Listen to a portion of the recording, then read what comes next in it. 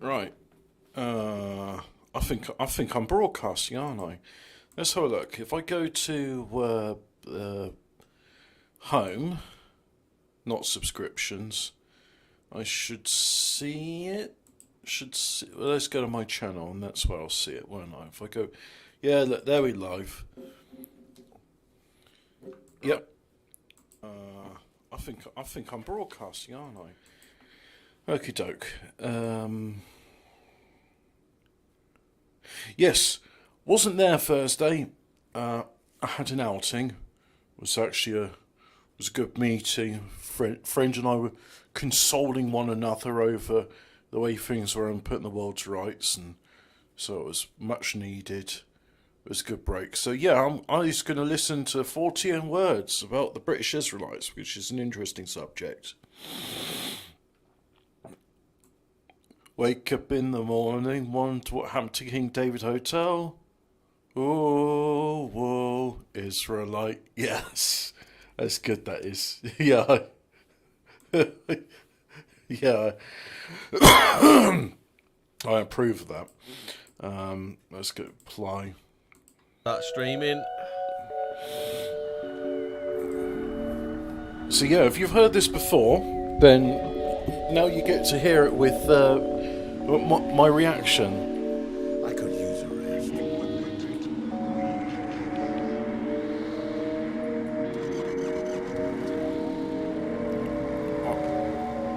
I did a theme tune, a new one for this 2 years ago now.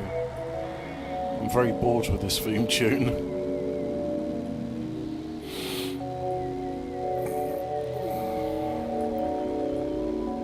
Hemi tells me he'll use the new theme tune because he's not opposed to it when somebody makes him a video intro using it. I'm almost thinking to myself, maybe I should just do I don't actually know how to do any videos. Good evening and welcome to another Fortean Words. Before I start, I do have a disclaimer. Hold on 1 second. I do have a disclaimer. It is... Yep. This is not to be confused with Israelis in the United Kingdom, British Jews, or Christian Zionism in the United Kingdom. So I happened upon the British Israelites. You know what? Hang on. I've been watching a lot of art. Hemi, be quiet. Let's pretend. Let's pretend, right, that this episode was. It did have the new theme tune. So let's go. Let's see, it sounds what I've done. Oh yeah, but I'm in the wrong drive. Nope, still in the wrong drive. That's the right drive, I was there. So should be one called Sounds What I've Done. There it is, Sounds What I've Done. Fortean theme. Is that... That's the... What is that? That's an Audacity thing. Skip the update. Okay.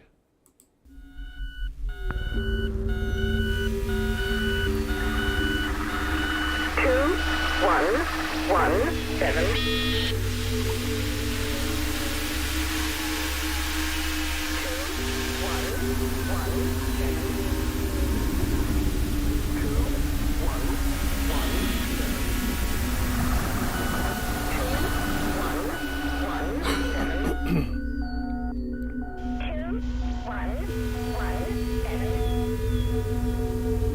Oh, is this the one where you said it's It all made perfect sense when I was in this. Yeah, it is. Zero, come back.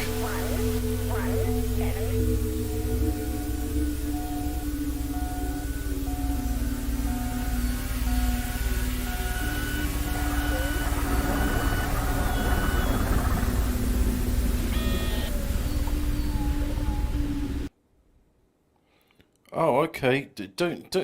Why is it only playing that the first minute? Why can't it play?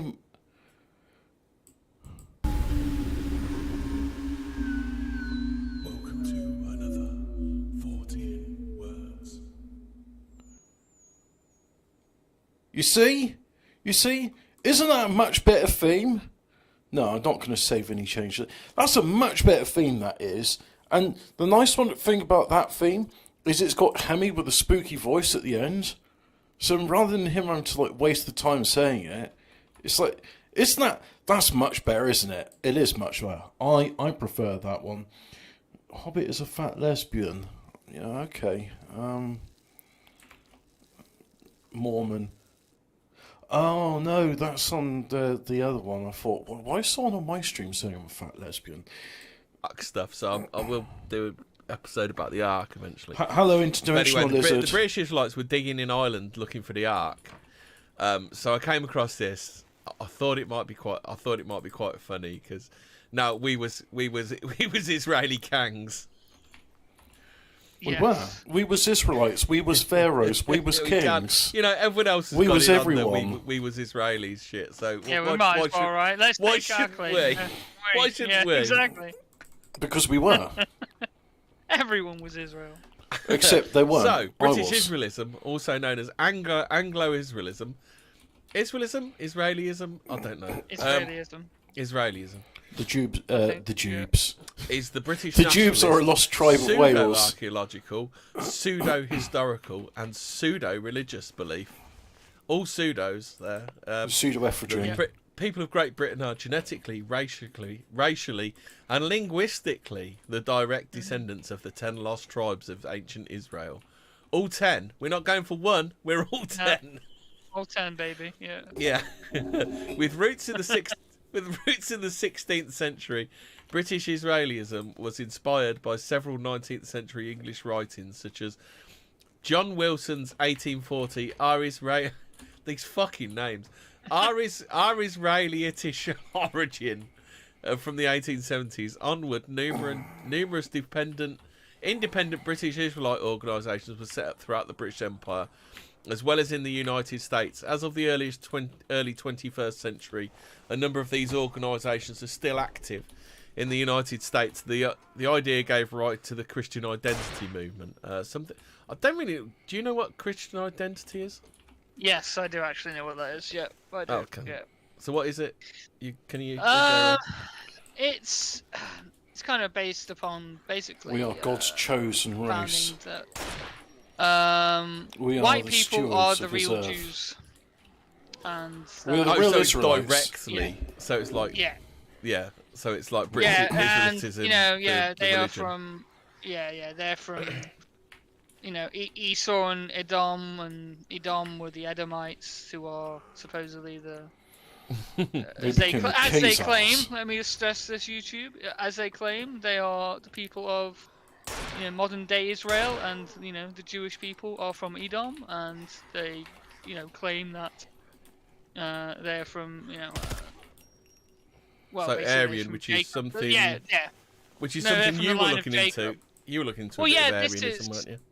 Yeah, I'm just yeah, gonna well, it turn was, it but down a bit completely because tangent. I haven't got I find my it was a bit too hot in my ears. We'll do something on that soon because it'll make Hobbit fucking I don't know rage. But yeah.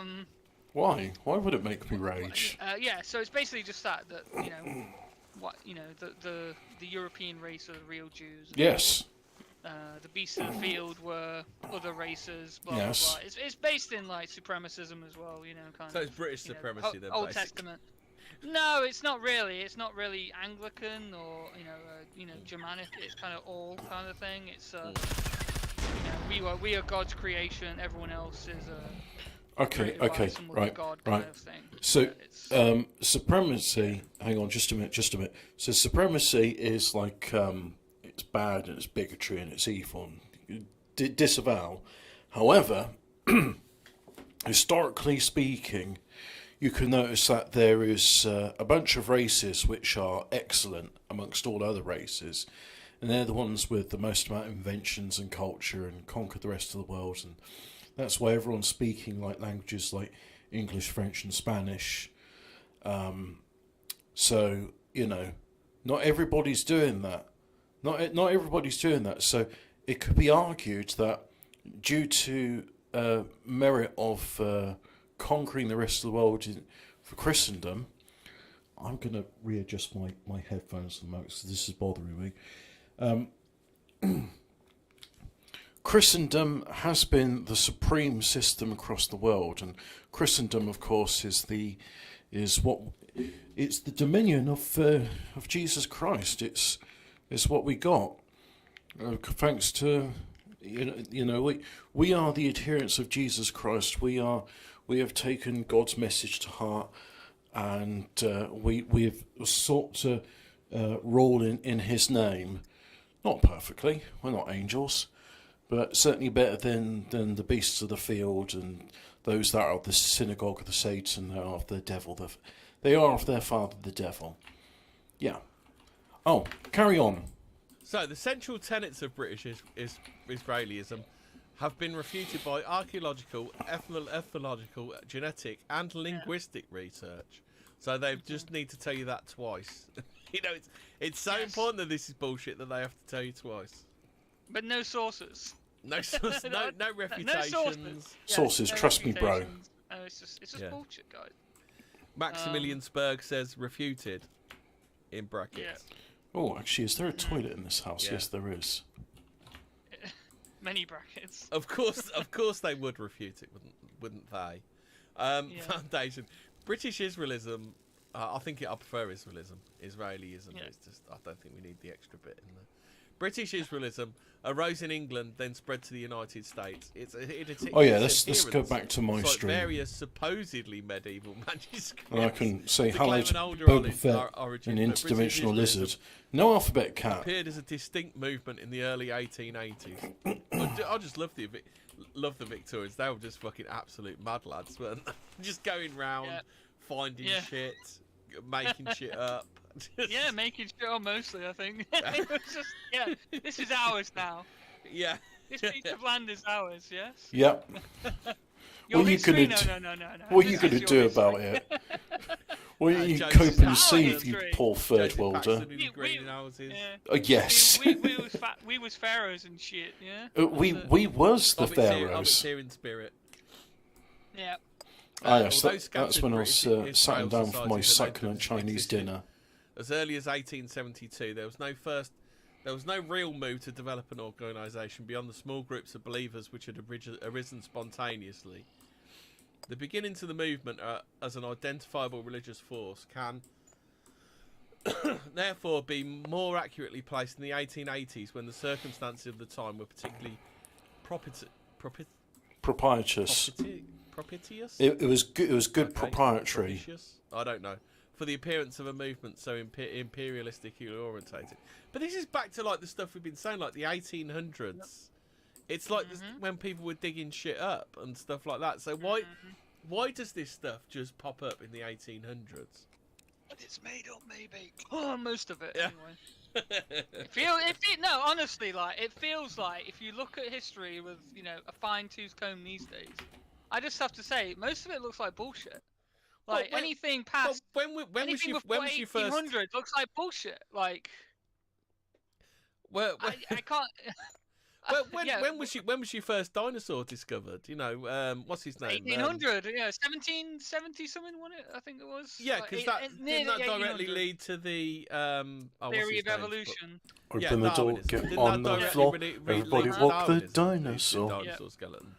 Darwinism came after That's the a great first discovery song. of dinosaurs, right? So it was to give credence to the idea that big turkey lizard turned into small bird lizard thing. Yes. Yeah. This is probable. That's But again, all of this stuff. It really 1800s. happened. It's weird how all this Yeah. stuff pops up in the 1800s. It was acceptable most of our in the history is 1800s. The Like, 1800s. honestly, like, Discovered. Go look, it's fucking Discovered. It was discovered rediscovered, in the 1800s. Well, here's the weird shit, right? Like, Europeans didn't know anything about ancient Egypt until the 1800s. You know that, The right? 1800s. Napoleon just The took a trip. No, did hundreds. you not? Oh, Napoleon, the famous story about going to, the Sphinx and shooting its nose off. No one knew the fuck the pyramids were there until the 1800s, it seems. It's Right? Sergeant That's Orphan just says strange. Industrial Revolution, isn't it? Is it? Well, I suppose. No. I suppose there's some sort of an explanation. Maybe the It was Industrial around about the Revolution led to 1700s when you had the grand led tours. led to this class of like, because all these people were pretty rich. Maybe the Industrial Revolution led to like a middle class who had all this spare time to start thinking about shit like this. Well, that's a misnomer, isn't it? I mean, there was plenty of people to think before then, right? Like, what changed? Like, we used to have, like, hot summers and, you know, wine fields in the south of England, right? Vineyards, right? You know, as Even in climate the changed, north we of didn't England. Stop, like, thinking like that, purely on survival until the late 1800s. Yeah, Plenty of people to think about these things before then, surely, right? Well, you've always had like an education. According to class, haven't Did you? I sell the bayonet? Well, yeah. It's just that I'm trying to think. Maybe I'm I trying to did. think of like a kind of rational explanation to this. But then, like you say, there isn't. Let's see if one I can really, find a knife. Unless, you know, this was the beginnings of like faster travel. So, Yeah. I mean, did you have that kind of stuff occurring around this sort of time? So, like, you had a lot more rail travel then, didn't you? Well, I mean, according to history, like, you know, people travelled all the time. All these scholars and that, you know, how many people suddenly, you know, graduated at the University of Vienna and then suddenly appeared in, you know, fucking Spain for like 5 years, then went to Russia and then back to bloody, you know. It's Well, like, you know, they went everywhere. but what's what stopping about them? like the early centuries, like because I was watching this thing about a thing about the Ark, and Jeremiah had no trouble in the 6th century getting from fucking the Middle East to Ireland. Well, here's the thing. This Via is something Spain. that was brought up when I was, you know, doing my little research on the, you know, what I'm going to talk about later on in another episode, I think. It's like, you know how we're all saying, oh, you know, the Vikings raided like the Mediterranean and shit, right? Yeah. Have you ever like seen them, like people to this day have been trying to recreate the Viking longships, like, you know, authentic ones, right? Yeah. And they've tried sailing from Norway to, you know, the Med, and you know how many have succeeded? Would it be 0? It would be 0. What? Are they falling apart then, or what? Yeah. They're just like wind and rain, you know, the fucking Atlantic and shit. It's just like destroying these things. It's like, okay then, how did these Vikings get to fucking America. the Mediterranean then? America. If Yeah, they can't make it or to the Med, America. how the fuck did they get to America? Yeah, exactly. Like, They did somehow. it's like, okay, so unless there's been a huge change in climate to, like, you know, the storms or, you know, Yes. colder weather or whatever, it's bizarre, yeah. As Oinkwin says, you something just can't get the workmen these days. No, exactly, yeah. Like, can't even build a boat, you know. Well, you know, because the thing we're eventually going to get to whenever we talk about the Smithsonian. I have all the ingredients to make bread. That place in the Grand Canyon with full of Buddhist gear, Yeah. isn't it? Yeah, it was misattributed to being, Nothing to see here. Moving Egyptian on, for some reason. please. Yeah, it's like, because Egyptology was, again, all the rage back in the day. You know, it's like, oh, what's this fascinating thing? Pyramids? What are they? You know, it's this fascinating. Oh, look. Well, you know, and then there's all that. that stuff. Did the Romans get there? I mean, the Romans were. Yeah. I assume. I mean, were the Romans doing everything by land, or were they ships as well? Well, you know, here's the other thing, right? In the official history, guess who had the largest navy in the world at the time?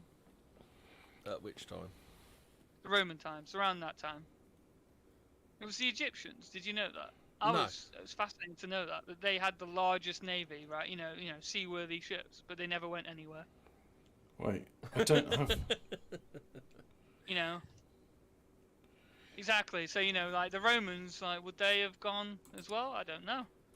But, Yeah, you know, it's a bit like- weird, all these Romanesque buildings, isn't there? So you all over can the make place? So it's like kinda pastry. well, what do says- you want to believe? Like Maximilian says, the Smithsonian lost all the giant skeletons. We definitely need to do an episode on the Smithsonian, and we definitely Oh, yeah. Apples. UNESCO, you Okay. fuckers, we're coming for you. Yeah, we know who you are. We see you. UNESCO, there. UNESCO, we see what you're fucking up. So to. all I can use yeast and flour Apparently the for is to pyramids make were originally pastry. covered in Okay. marble. Yeah, I saw something about that the other Yeah. day. I need a cooking pot. Okay.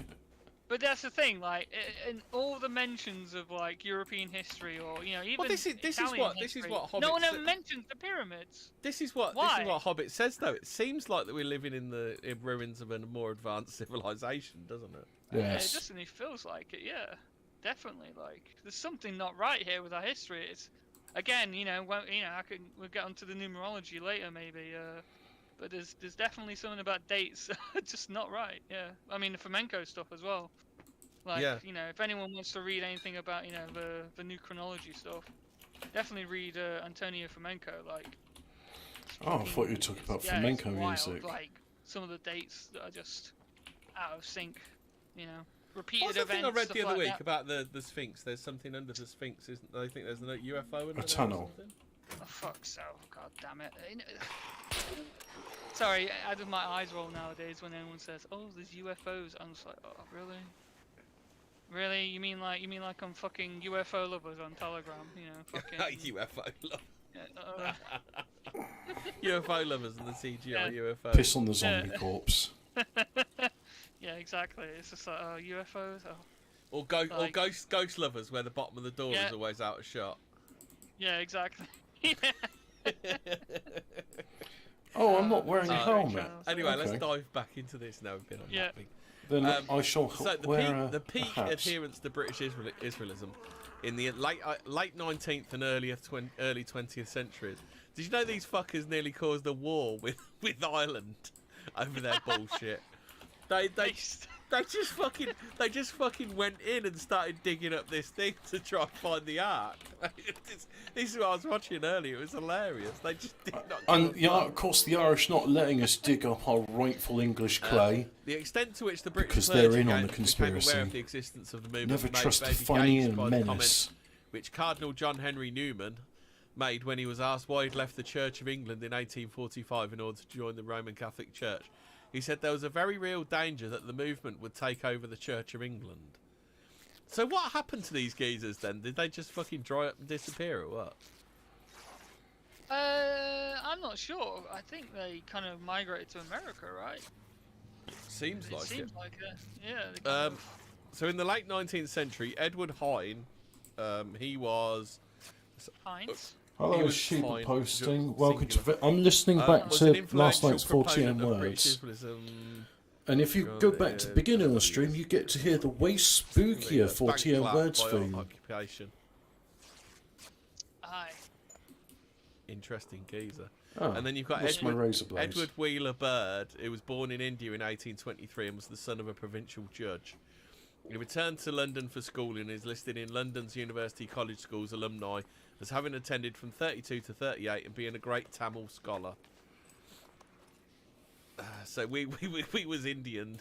We was Indian, Israeli, British. Yeah, we was everything.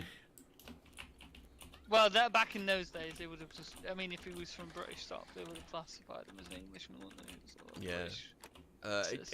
It doesn't say what ethnicity It's is. not. It's though. not today, as you know. It doesn't say what ethnicity is, so he might be. He's just as Indian as you or I. And Herbert Aldersmith developed the British Israelite movement.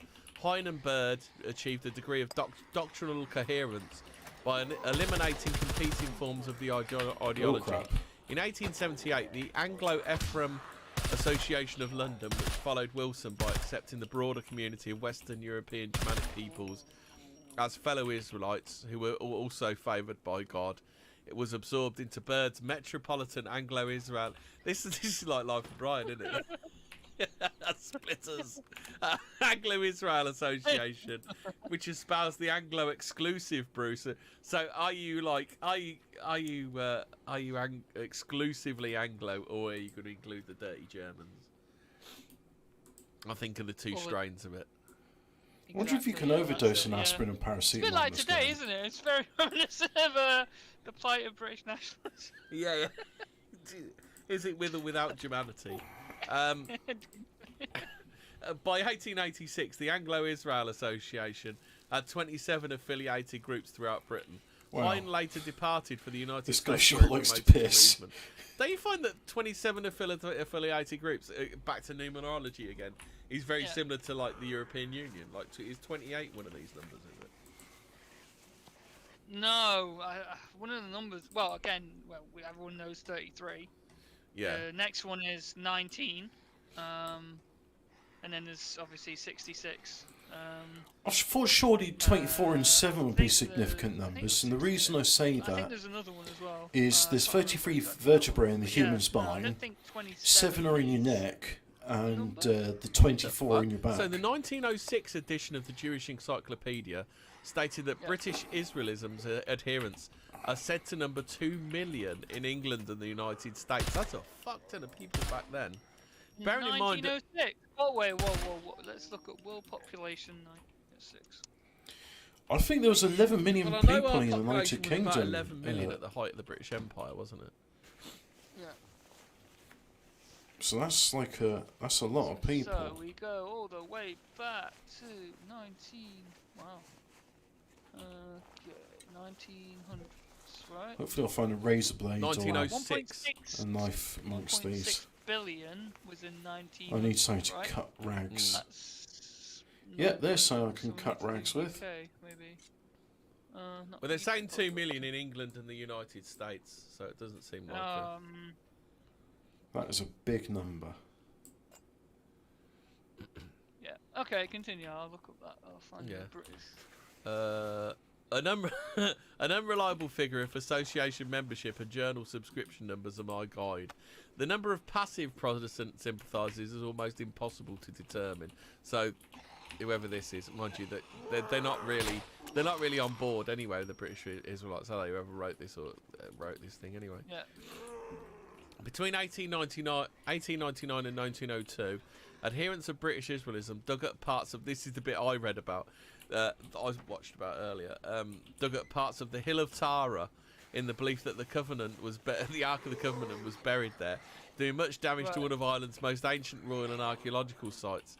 At the same time, British Israelism became associated with various pseudo-archaeological pyramidology theories, such as the notion that the Pyramid of Khufu contained prophetic numerology of the British peoples. So let's go back. So the Hill of Tara. The Hill of Tara. Go on then. That can't be right, surely. What? There was 43 million people in the United Kingdom At the turn of the century. in 1906. That seems like a large number, doesn't it? That Yeah. is a lot. I mean, if you look at the population, it's only increased by. I mean, it is like. What are they 20 saying the million. American population is? I don't know. I'll have to have a look. Oh, you only yeah, found that's- British. Yeah, I found the British one. So the Hill of Tara. Hill of Tara. So the Hill of Tara is not to be confused Oh, with just Tara good. Hill, which is in County Wexford. No, So the Hill of Tara, It's a which common is mistake to mix the two Team up. Hare, that's or because you're a not dirty the snack. Demprak, is a hill and ancient ceremonial burial site near Skrin in County Meath, Ireland. Oh, that's a normal Tradition name. identifies the hill as the inauguration place and seat of the High Kings of Ireland. We'll get High get Kings into of the High Ireland. Kings of Ireland a bit later on. And also appears in Irish mythology. Tara consists of numerous monuments and earthworks dating from Neolithic to the Iron Age. So you got a load of mounds there. So what they decided to do, they decided to get the lads down there and get stuck into one of these mounds. Yeah. Yeah, what's wrong with that? Right. Oh, okay. look, I've got Wanna know a the American population of bit 1906. overdosed on vitamin A. 85 million. Oh, because I was God, that's eating crazy, carrots, that's why.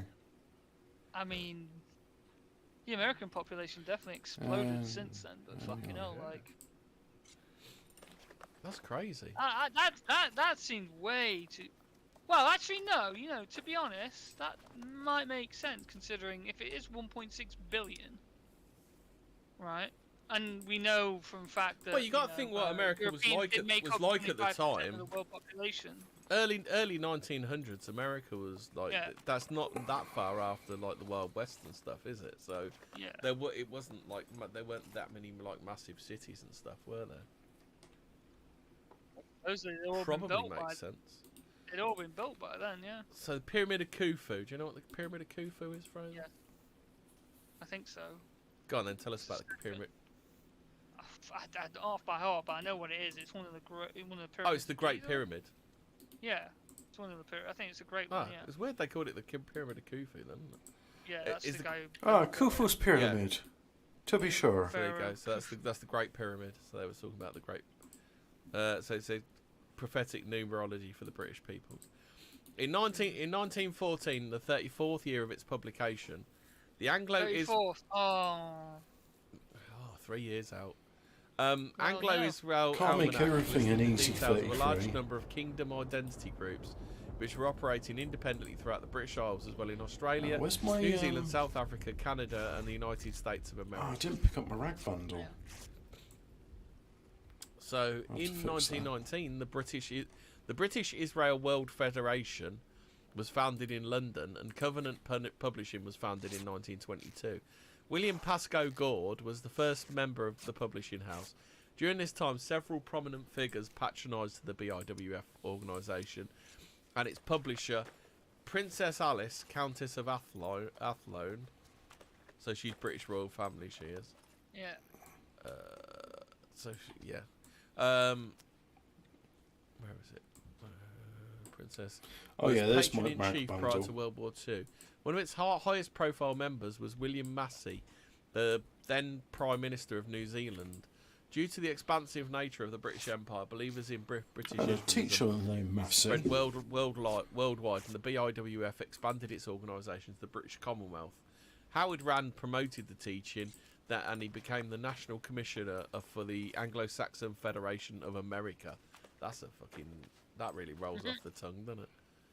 So that specifically Let's call is... it SHIELD. Yeah. The Anglo-Saxon Federation of America is specifically a British Israelite group. He published the Bulletin, later renamed the Messenger of the Covenant. More recently, it was renamed Destiny. Oh god, that sounds loppy as shit, doesn't it? That sounds like he's got. That sounds like he's gone from Anglo to Germany, doesn't it? With something like Destiny. The prolific author on British Israelism Easy for you to during the say. later 1930s, 40s was Alexander James Ferris. So we'll see who he is. So his most successful work, When Russia Bombs Germany, sold over 60,000 copies. So when Russia bombs, so he wrote that book. So he wrote that the Book of Revelation contains that was a cryptic bad round. references to the defeat of Nazi Germany and bombing of their cities. The work sold 60,000 copies and was very popular amongst Christians. George Orwell, however, negatively reviewed the work and considered Ferris to be a religio-patriotic lunatic. I mean, wow, wait, okay, so what was the cryptic things he was mentioning? Because this just, like, screams, like, to me, something about, you know, I know everyone doesn't want to go on about Dresden, but, you know. So all he's saying is the Book of Revelation contains cryptic references, so you'd probably have to read the book or find... Wait, so was he saying, like, Dresden was, like, the warning of... No, Is he's he going talking down about... that route? You know, the Armageddon kind of thing, is it? Is that the call for the Jews to return to their homeland kind of thing, is it, or whatever? Is that what he's saying? An alphabet cat. You know. Whoa, Is that the, Israelite. the 6 million, 6 million Jews. His bibliography has got some interesting books. Why the British are Israel? 9 conclusive facts proving the Anglo-Saxons represent the House of Israel's Another the House one. of Israel of Scripture. Okay. British Israel teaching concerning the Great Pyramid of Giza. When Russia bombs Germany, we've already mentioned. When Great love Britain and the breaks USA down, revealed as Israel the things new you do, order. 19 but so they wrote much that. more. When Russia invades Palestine. Love breaks down. What is wrong with the churches and the remedy? Palestine for Jew or Arab? These are just like highlights of his work. The three-headed eagle, a foreview of the nations of Europe and their destiny, according to the prophet. Anyone who's not Esdras. Christian that exists in Palestine is there our sufferance. The resurrection of the 12 apostles. Peace. How will it come, or why there will be no third world war? Dude seems to know what he's talking about, doesn't he? No idea. I've got some in here actually. It's related to this book that I was trying to find the book that he wrote about the 9 conclusive facts. I've found something that's similar. It's on a website. Are the British descended from the 10 lost tribes? Yes. Draft of an article. I'll put it in the chat actually, so you can. If you want to The bring it up Pyramid on of the screen, Giza. if you can, Exactly. Where is it? I'll put it in the back chat. Where are you? In there. There you go, Henry.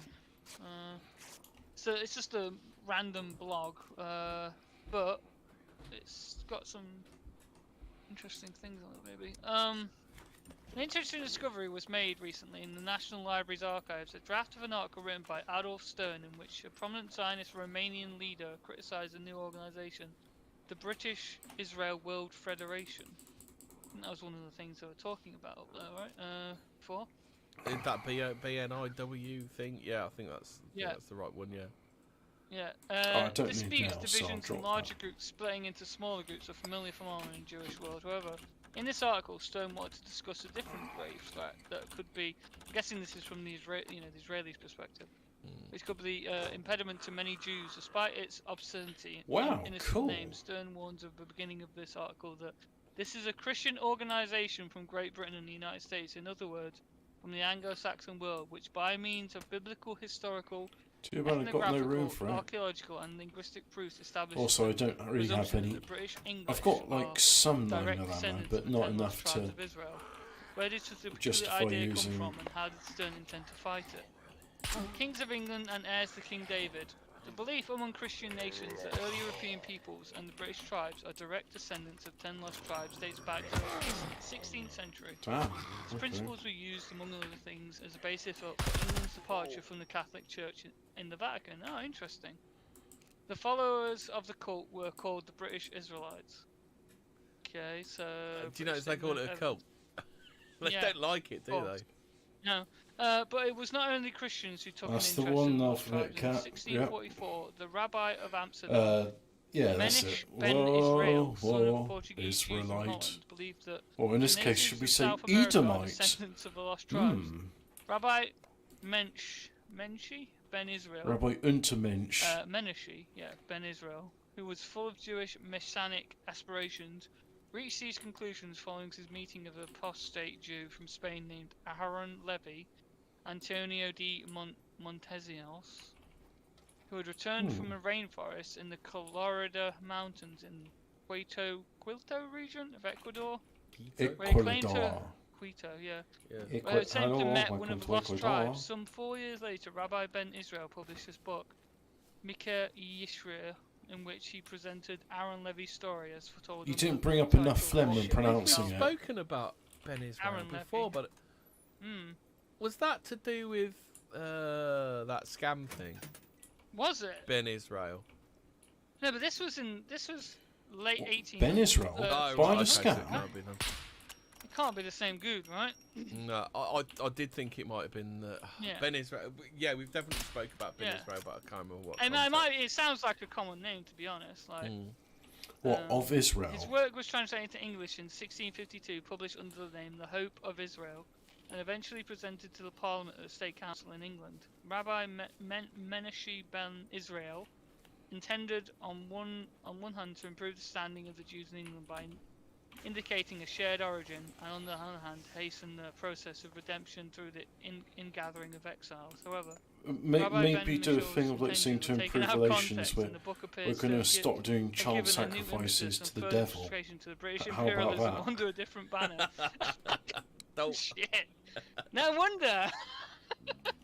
They created their own golem, did they? Yeah. Unification instead of conquest. If the British Isles had previously been the border which the 10 tribes reached through conquest, from here on the population of the American continent would be a form of reunification of the tribes who had disappeared over hundreds of years. So can we say when people attack British people, we can now call it anti-Semitism? Yes. Yeah, let's do that, yeah. We were the real Israelites. Exactly.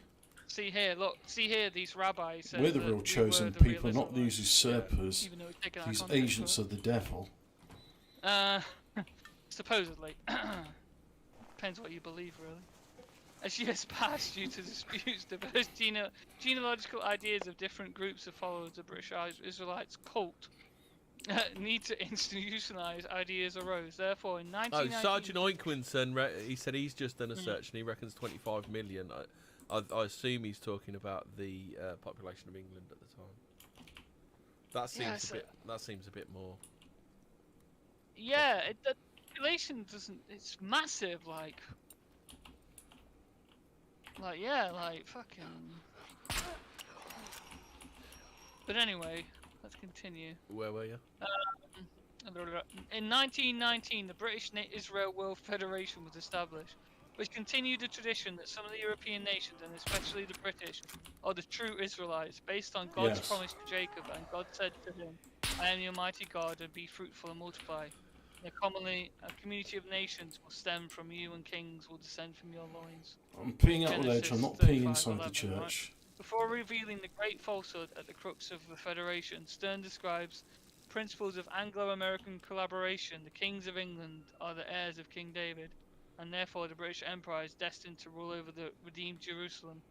Here. Based, the 15,000 Jews in the world are not the children of the Kingdom of Israel, but Jews descended from the Kingdom of Judah. Yeah, that's where the Christian identitarianism comes in then. Yeah. The British-Israel World Federation differentiates between the Southern Kingdom of Judah and the Northern Kingdom of Israel. They claim that both of these exiled from the Kingdom of Israel to Assyria, and the majority of those exiled from the Kingdom of Judah to Babylonia. Did not Apparently return to Assyria their is going to be a birthplace, but nation made their founded way in to their lifetime. I'm Europe not sure separately. if that's what the some Kurds are going to call their and 30 years place. Or... apart, only a small number of But anyway, exiles from the Assyria Kingdom of Judah returned It's to their not just homeland from the Syria, Babylonian but slightly exile, different. Assyria where is they its own contributed nation. to the building of the Second Temple. I don't They know. are the I only heard forefathers one of bloke Jewish people saying in that. contrast. The tribes of Israel, who were also known as Isaac's sons, wandered to Europe and became the Saxon tribes. Wow, cool. Isaac Saxon? No, wait. Here- A here mint is condition, linguistic, Hunter 85. etymological proof of such. Well, I'm just getting Isaac's all the son, good loot Saxon. today. Saxon. Saxon, yeah, maybe. Federation claims that the tribe of Benjamin separated from the tribe of Judah. This does following sound like some destruction of- Black Careful. Israelite tier stuff, though, doesn't it? No, it doesn't. Way- It's way better. I mean, this is basically Christian identitarianism. This is There's- the story of our yeah, there's the, people. Hail Jesus. I was reading more of this ARC stuff I've been reading. Did you did you know there are actually Black Israelites? Yeah, I mean, In Ethiopia. right? In Yeah, yeah. Ethiopia, because what I was reading about the Ark was that although she wasn't actually from there, because they found out she wasn't, the Queen of Sheba, or whoever this person actually was from Ethiopia, went to One of Alexander the Great's children. wherever King Solomon was, had a child with him called, I think it was Menelik, and then Menelik ended up coming back to Ethiopia. And I Wasn't think he brought Menelik a teaching name with for him. a rem boy? So then those people that followed his teachings became Mazel Tov for my Ethiopian brothers. Yeah, so those actually became Jews, and I think they're actually seen as Jews, and they have the right of return. Yeah. Interesting. Yeah. Hemi has been But they listening don't to like Dub, them, Zion and Ting. No, I've been reading Yeah, man. books in the other room. I know it's been in Babylon too I long. think it's Sign and Seal. It's about the Ark of the Covenant. It's written by someone called Graham Hancock. So like the start. Oh, of the Graham book, Hancock, I've yeah, only he's a couple of good. chapters in, but the start of the book he's in Ethiopia. That's the first place. That's the first place he thinks that the Ark is. Yeah, he's probably got a point there. There's a monastery Right. on a cliff which can only be accessed by lift, Okay. and it can only so be do you want to accessed continue if you're a reading this man. then, or should Go on we then. go Yeah, back to well, the- this is. Right, okay, so where was it? The Federation claims that Benjamin is separate from the tribe of Judah. Saxon. Right, okay, so we're there. So the Federation claims that the tribe of Benjamin separated from the tribe of Judah following the destruction of the Second Temple and reached shores of British Isles as Normans several hundred years after the Saxons. In this manner, with the unification of the tribe of Dan with the tribe of Got Isaac's you. son Saxon, That's a moving the, target. United Settlement, Britain, became the true people of Israel, through whom the biblical prophecy was fulfilled, because I will surely bless you and I will surely multiply your descendants like the stars of heaven, and the sand on the seashore of your descendants shall And inherit lo, the you gates shall of their come enemies. to invent Genesis the steam 22:17. locomotive. In justification of God's the origin image, of kings of amen. England, it's related to the daughter of Zedekiah. Ramsons? What the hell's a Ramsons? Zedekiah, son of Joshua. Zedekiah. Josiah. That's Yeah. What's her name? I said about the woman who. Graham Hancock's done like a lot of Yeah. television Her and father's alternative legal heir media. reached England, where she managed to receive royal house of the dynasty of King David. The nation of kings arose in this British nation, who expanded over the years to a large confederation of nations, who eventually declared the constitution of the empire in Royal Conference of 1926, according to the constitution. Any nation can unite with the empire while maintaining its independence. In the article, Stern also discusses the Federation's attitude to the land of Israel and the role of the British in Palestine. While the Balfour Declaration aspired to establish the nation's homeland, and the writer of the mandate even aimed for Jewish self-rule, that's the an Federation old saw one. itself as exclusive heir to this Royal territory. relative of Neither the chives. descendants of Ishmael, the Arabs, nor the Jews have any right to the land. The religious centre of the children of Israel is still in Jerusalem, which is not geographically located in Palestine, Cool. but in the British Isles. This is interesting, because we were very reluctant to give. Apparently, balls Palestine and bears back to like the them. taste of it was Ramsons. some real First World War, extreme wasn't it? terrorism is why we fucking give it Yeah. up because we had to. That's very interesting. Then I wonder. Yeah. Yeah. Zion remains the site of the Are throne. we saying the British Empire was the real ticker of lamb? Yes, Might have been. yes, it was. Yeah. And then the agents of Satan disabled and destroyed it all. Yeah. So that the that's- war that's could be very at war. interesting. We were, yeah. It's just- So anyway, the throne of King David is still the great city of King David, and it's not currently in Palestine, but the British Isles together with David's tribe. Thus Stern quoted words written by William Pascoe Goad, the Vice President of the Federation, in the National Message and Banner newspaper in October 1929. Stern quotes another article from the same newspaper in November 1929 on the identity of the Jews and the Arabs. Regarding the question of who is a Jew, the writer of the article, David Gilbert, explains, first of all the British are not Jews. The 11 tribes did not return, as described by Ezra and Nehemiah. The facial features of a Jew are not Israelite facial features, as the children of the tribe of Judah married idol worshippers, and their features are more Syrian than Israelite. Okay. So this is 4 basically the minutes. belief that Right, the okay. Israelites were of like European stock, basically. Yeah. Northern European stock, right? And that the tribe of Judah then was more mixed with the Syrians. So are they talking about? Because I have seen stuff where they specifically talk about Ashkenazi and Sephardi. don't they? I think they came later, but I think originally it was kind of the Ashkenazi were kind of they came afterwards, didn't they?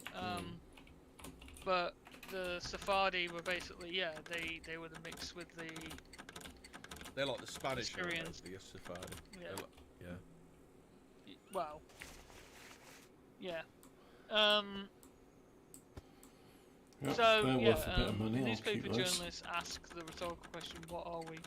The British looking for in Palestine, and responds, "More than we received a mandate from the League of Nations, we received it from a higher power." On December 11th, 1917, Lord Allenby was stationed on Mount Zion and spoke before the military Holy forces, Mount which Zion. most likely included representatives of Israelite tribes. 1,200 years ago, 3 crosses were seen reflected in the sky, and the king stood in the center in Jerusalem. The blue crusader flag divided Jerusalem, the symbol of the largest Ave empire the world Maria. has ever known. We have things to look for in Jerusalem. Oh, such Uh, as. Well, Is this about the Ark again? The Ark or the Grail? yeah, exactly. Jesus' body, Yeah, some people knows? think the Ark and the Jesus ascended to Grail could heaven, be there the would be same no thing. body. I saw it the Right. other day. Okay. If so, Stern asked himself, what is the implication of the Federation for Zion? Indeed, on one hand it's an advantage, on the other hand a danger. The advantage is expressed by the liberation of Jerusalem from Turkish rule, and the danger I'm going to is keep posed that by the brandy and Federation vodka, without claiming the and there'll authority be a of the reason mandate. for that. However, Stern cast a doubt on the success of this religious utopia whereby Palestine belongs to the King of England and to the British Empire. If it's not, something that lasted 10 out of 10 physics. Opposition to the mandate from the British Little Party. pebbles Many like people that have make a taken car go an flying in the interest in air. the Jewish people. Stern rights from Oliver Cromwell to Lord Balfour. This federation's objective is not the establishment of a national home for Jewish people, but building Jewish identity and culture alongside the local residents without increasing the number of Jews in Israel. Oof, that's racist. Anti-Semitism. That is. Thereby takes the Balfour Declaration out of context. So do you want me to read this one? Foreign Office, November the 2nd, 1917. Dear Lord Rothschild, I have much pleasure in conveying to you on behalf of His Majesty's government the following declaration of sympathy with Jewish Zionist aspirations, which has been submitted to and approved by the Cabinet. His Majesty's government, with favour from establishment in Palestine of a biblical... Why does he sound like Stavros? That's not fucking...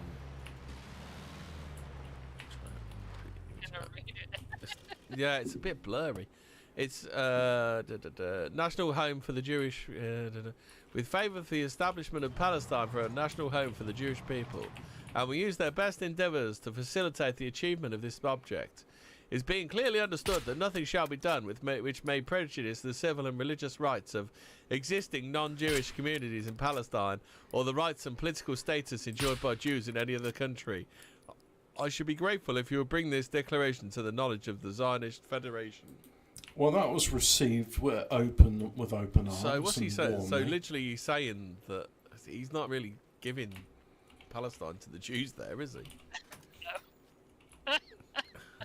He's just like saying, yeah, you can go there, but you gotta, it's for ours, basically. We don't mind you. Yeah. We don't mind you Yes, the staying, but you Balfour can't have- Declaration, which says, Yeah, exactly. I, Yeah, Lord that's what it is, Balfour, hereby right. grant Well, the that Synagogue was of good, wasn't Satan That was carte interesting. blanche to use JCB that was a bit diggers interesting. So to that was a bit more bulldoze context on the children Federation thing, I think. in So the Where were we? contemporary Wherever they want. contemporary movement now. and also The harvest BIWF organs. continues to exist with its LOL. main headquarters in Bishop Auckland, County Durham.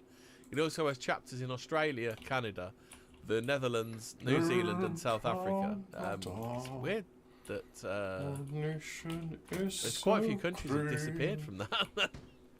Well, What is it? Yeah, the USA have abandoned it entirely, but they've got Christian identity now, haven't they? yeah, that's the newest version of it, yeah. So I assume they've got that. Not only that, they've got like a million different versions of Christianity anyway, haven't they? Yeah. In 1968, one source admitted that there were between 3,000 and 5,000 British Israelites in Britain. They're the theology of what's the chat say? So the Balfour Declaration wasn't as ridiculous as most believe. Or The am I Balfour Declaration of Melchizedek. misunderstanding there. It was like, yeah, we don't mind you staying, but don't shit the place up. Basically, it Don't didn't, mind it you didn't say staying, anything but please about, don't we're going bulldoze our to children give and this use piece white of land to you. phosphorus on It us. wasn't like, Yeah. Is that actually the declaration? Is that actually the declaration though? yeah, it looks like it, right? Yeah. So here you go. Yeah. So like it says in the let's just repeat that the last sentence. So the Federation's objective is not the establishment of a national home for the Jewish people, but building Jewish identity and culture alongside the local residents without increasing the number of Jews in Israel. Therefore takes the Balfour Declaration out of its context. Yeah. So the Spurgs are wrong. So the Spurgs are wrong again.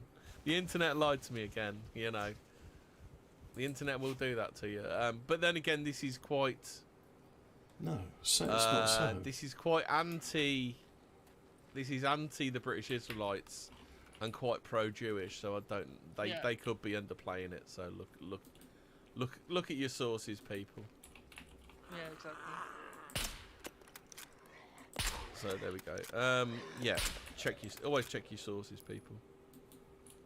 Must be a Babylonian source you're reading from. It probably is, yeah. Yep. Yeah, Babylonian bias, yeah. as we always say, just never believe anything you read on the internet. In 1968,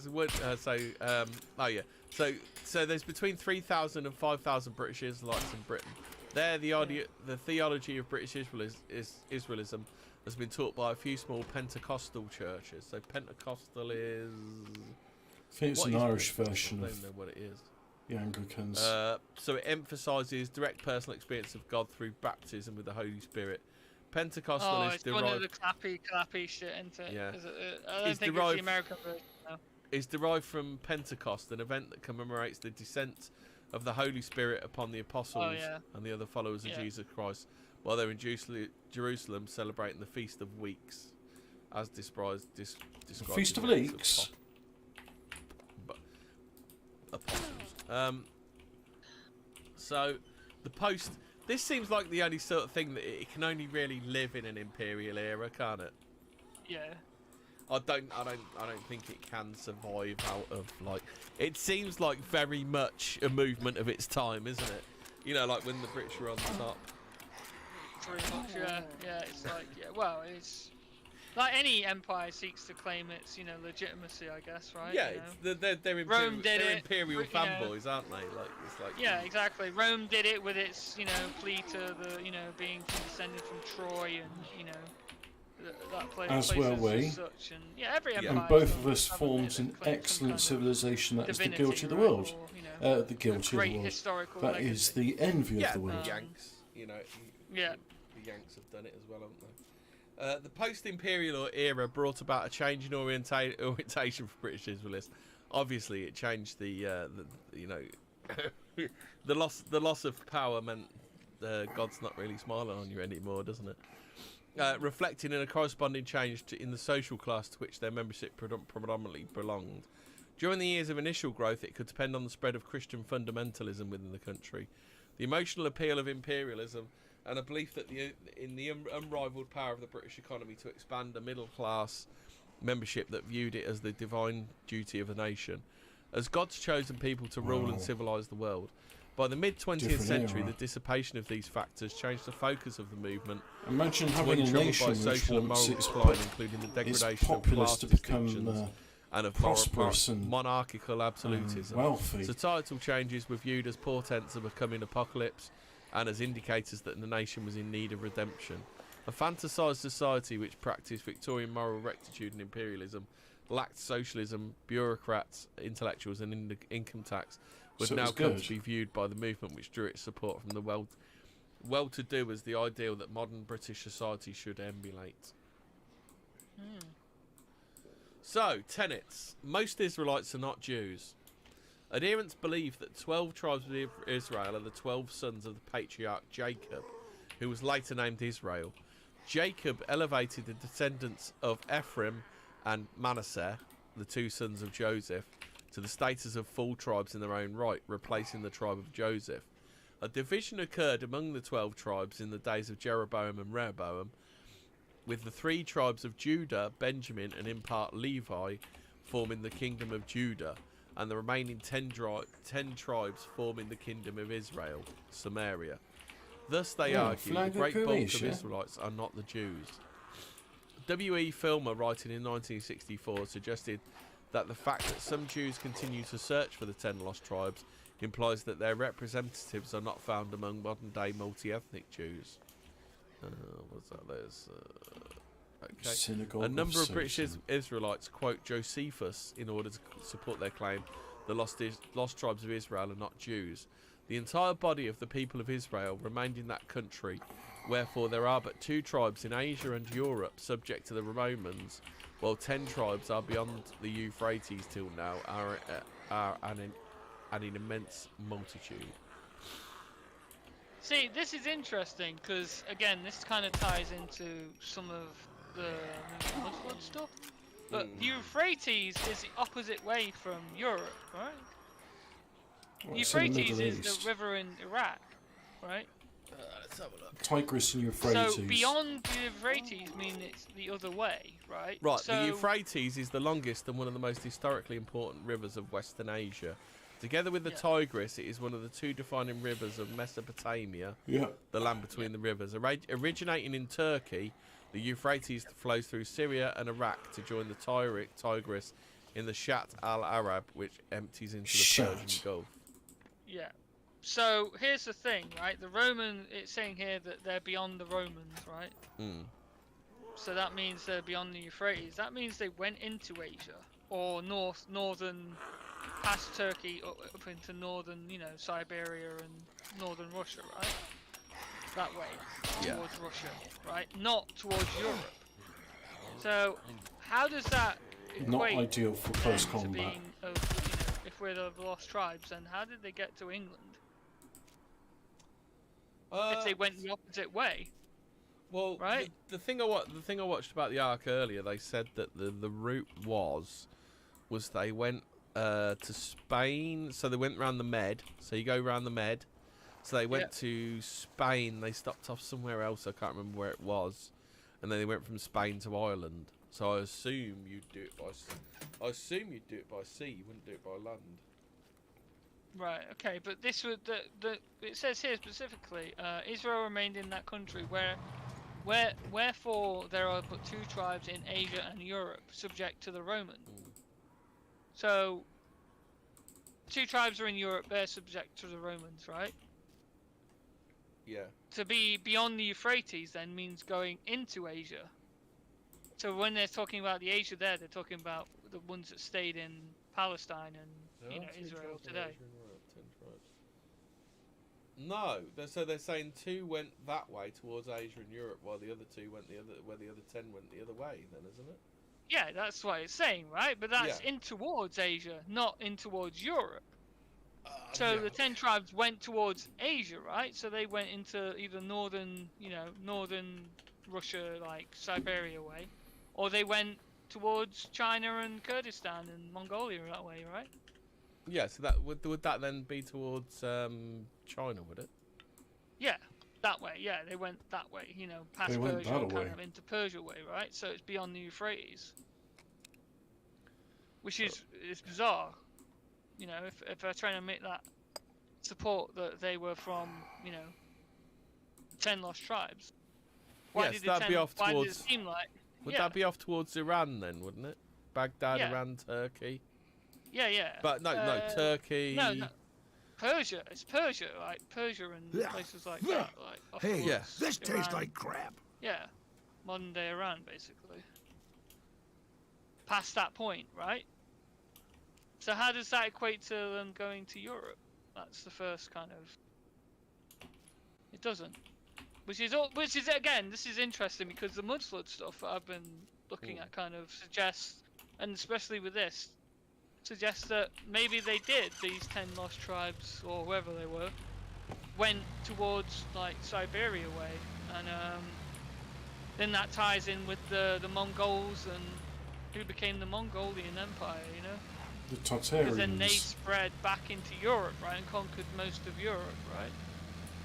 Well, I mean, this is where also the weird thing. The Goths are also included in the Ark myth, because apparently when the Goths sacked Rome, they took the Ark. Is one of the things. They took the Ark, and as they were leaving to go home, the leader of I can't remember his name, but the leader died, and they actually altered the course of a river and buried him in the riverbed, and then put the river back. And they think the Ark could be under a river. Can't remember where though. Okay. But yeah, this kind of ties into like, well, okay, because descriptions of the Mongol, the Khans and that, are very westernized. They're not, Chinese, Chinese men. It's Chinese because they're descent, not kind of. They are, Chinese. East Asian descent. They're The of Chinese what we don't call, talk about the Northern European red-haired, descent, red-bearded, tall which is interesting. mummies Yeah. which Genghis are present Khan, he in the was pyramids of China, ginger-haired and which is green-eyed, again another right? thing.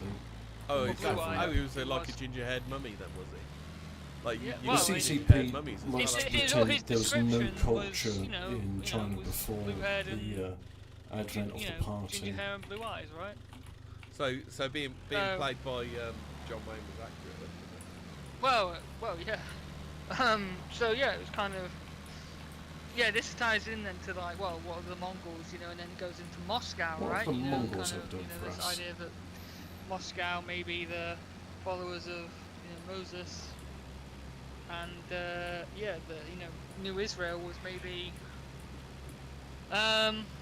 in northern, in Russia there, and that's why Napoleon and whoever, Saint Peter and Peter the Great, was it Peter the Great? Attacked Moscow, right? You know why? Oh yeah, we did that before, didn't we? Yeah. Who were they attacking? They were attacking Moscow, right? So who were the who were the Muscovites, right? Yeah. It makes you wonder then, doesn't it? Like, okay. So the 10 tribes, who were they, Were they, people who went on to found the Mongol Empire, whatever we think of the Mongol Empire, and then later, they were destroyed, and covered up by, modern day Russia and the rest of the world, Tartaria basically. So it's interesting. It's fascinating stuff. It all kind of. It's funny how you've covered it from the mud flood, but I've covered it from the Ark, and we've gone in the middle. It's weird, isn't it? Yeah. So the key. This is it. History's. It's not as they say it is. There's something going on here. Like. Yeah. The key component of British Israelism is its representation of the migrations of the lost tribes of Israel. Adherents suggested the Scythians. Yeah. Sumerians. Yeah. I've read too much. This is confusing me now because I've read a lot of Conan. Well, yeah. Scythians and Chimerians. Chimerians are both from Conan as well, aren't they? Well, isn't it? Was it who wrote Conan? He's again, was it? Robert E. Howard, who also wrote. Howard. What's the other one he wrote? The Witch Hunter guy. Oh, okay. Ah, fuck. Yeah, but basically, like Conan is based upon like the old world stuff, like this stuff, the Scythians and that, like yeah, because obviously Conan's the last Cimmerian, isn't he? Yeah. So the Scythians, the Cimmerians, and the Goths were representatives of these lost tribes and the progenitors of the later invaders of Britain. John Wilson would argue for the inclusion of all Western European Gothic peoples among the descendants of the Israelites, but under the later influence of Edward Hine, the movement would come to view only the peoples of the British Isles as having this ancestry. Herodotus reported that the ancient Persians called all of the Scythians Sakai, but they called themselves Scolotti. So obviously Sakai, Isaac, we're going back into that again. But they called themselves Scolotti. However, a modern comparison of the forms which are given in other ancient languages suggests that Scuda was their name. Ancient writers such as Josephus and Jerome would associate the Scythians with the peoples of Gog and Magog, but the British is. What's this then? Gog and Magog. People say that the current war in Ukraine is Gog and Magog. Gog is an so according to Ezekiel 38, Gog is an individual and Magog is his land. In Genesis 10, Magog is a man, an eponymous ancestor of a nation, but no Gog is mentioned. So that's the quick bit of it. But British Israelist etymologists would see Sakai derived from the biblical Isaac, claiming that the appearance of the Scythians, where they claim the lost tribes were last documented, also supported a connection. Further, British Israelists find support in the superficial Scythians, I think, is one of those made-up names, as in like with the people of the scythe, because the steppes has got grasslands and use scythes to cut that. So they're basically the Scythians. Saka, Shaka, or Sakai were a group of nomadic Iranian peoples who historically inhabited northern and eastern Eurasian steppe and Tarim Basin.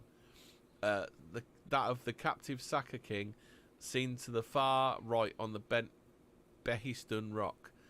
The chain of etymological identification leading from Isaac to Sakai was continued to the Saxons, interpreted as Sax's sons of Isaac, as we said earlier. What else have we got? So Oinquinson says, I think the place is meant to be in Russia. It's aware. So I think he's talking about Gog. Is he talking about Magog there, is he?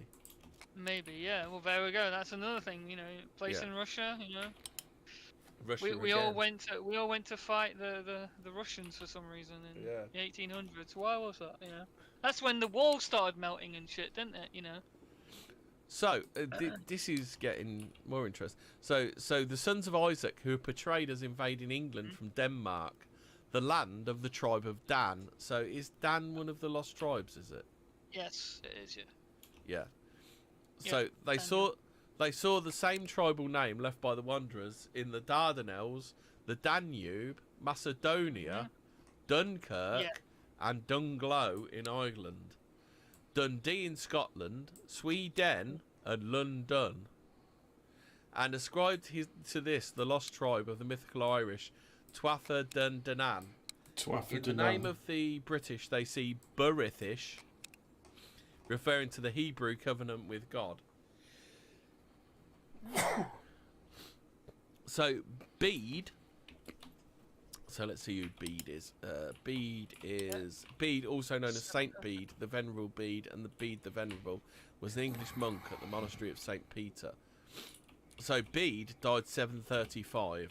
Is that he died at 735 or 735 No, he died AD? in 70. I think that's AD. Yeah. I think I missed the AD off. Had linked the Picts to the Scythians, but the British Israelist suggested that he had confused the two tribes of Scotland, and that it was the Scots, who were one with the Scolotti, the Scythes of Herodotus. They drew. That's very interesting, isn't it? Scolotti and Scott. Yeah, that's because you do know that in the Scottish, I think it's the. It's me listening back to Fortean words from They last do night. reference themselves being from Scythian lineage. Oh, okay then. So, that came later though, obviously. So, again, it's that a fact of. We'll finish on the spooky spooky sound song important, theme. give themselves an identity kind of thing, or is that were they actually related to this Scotty,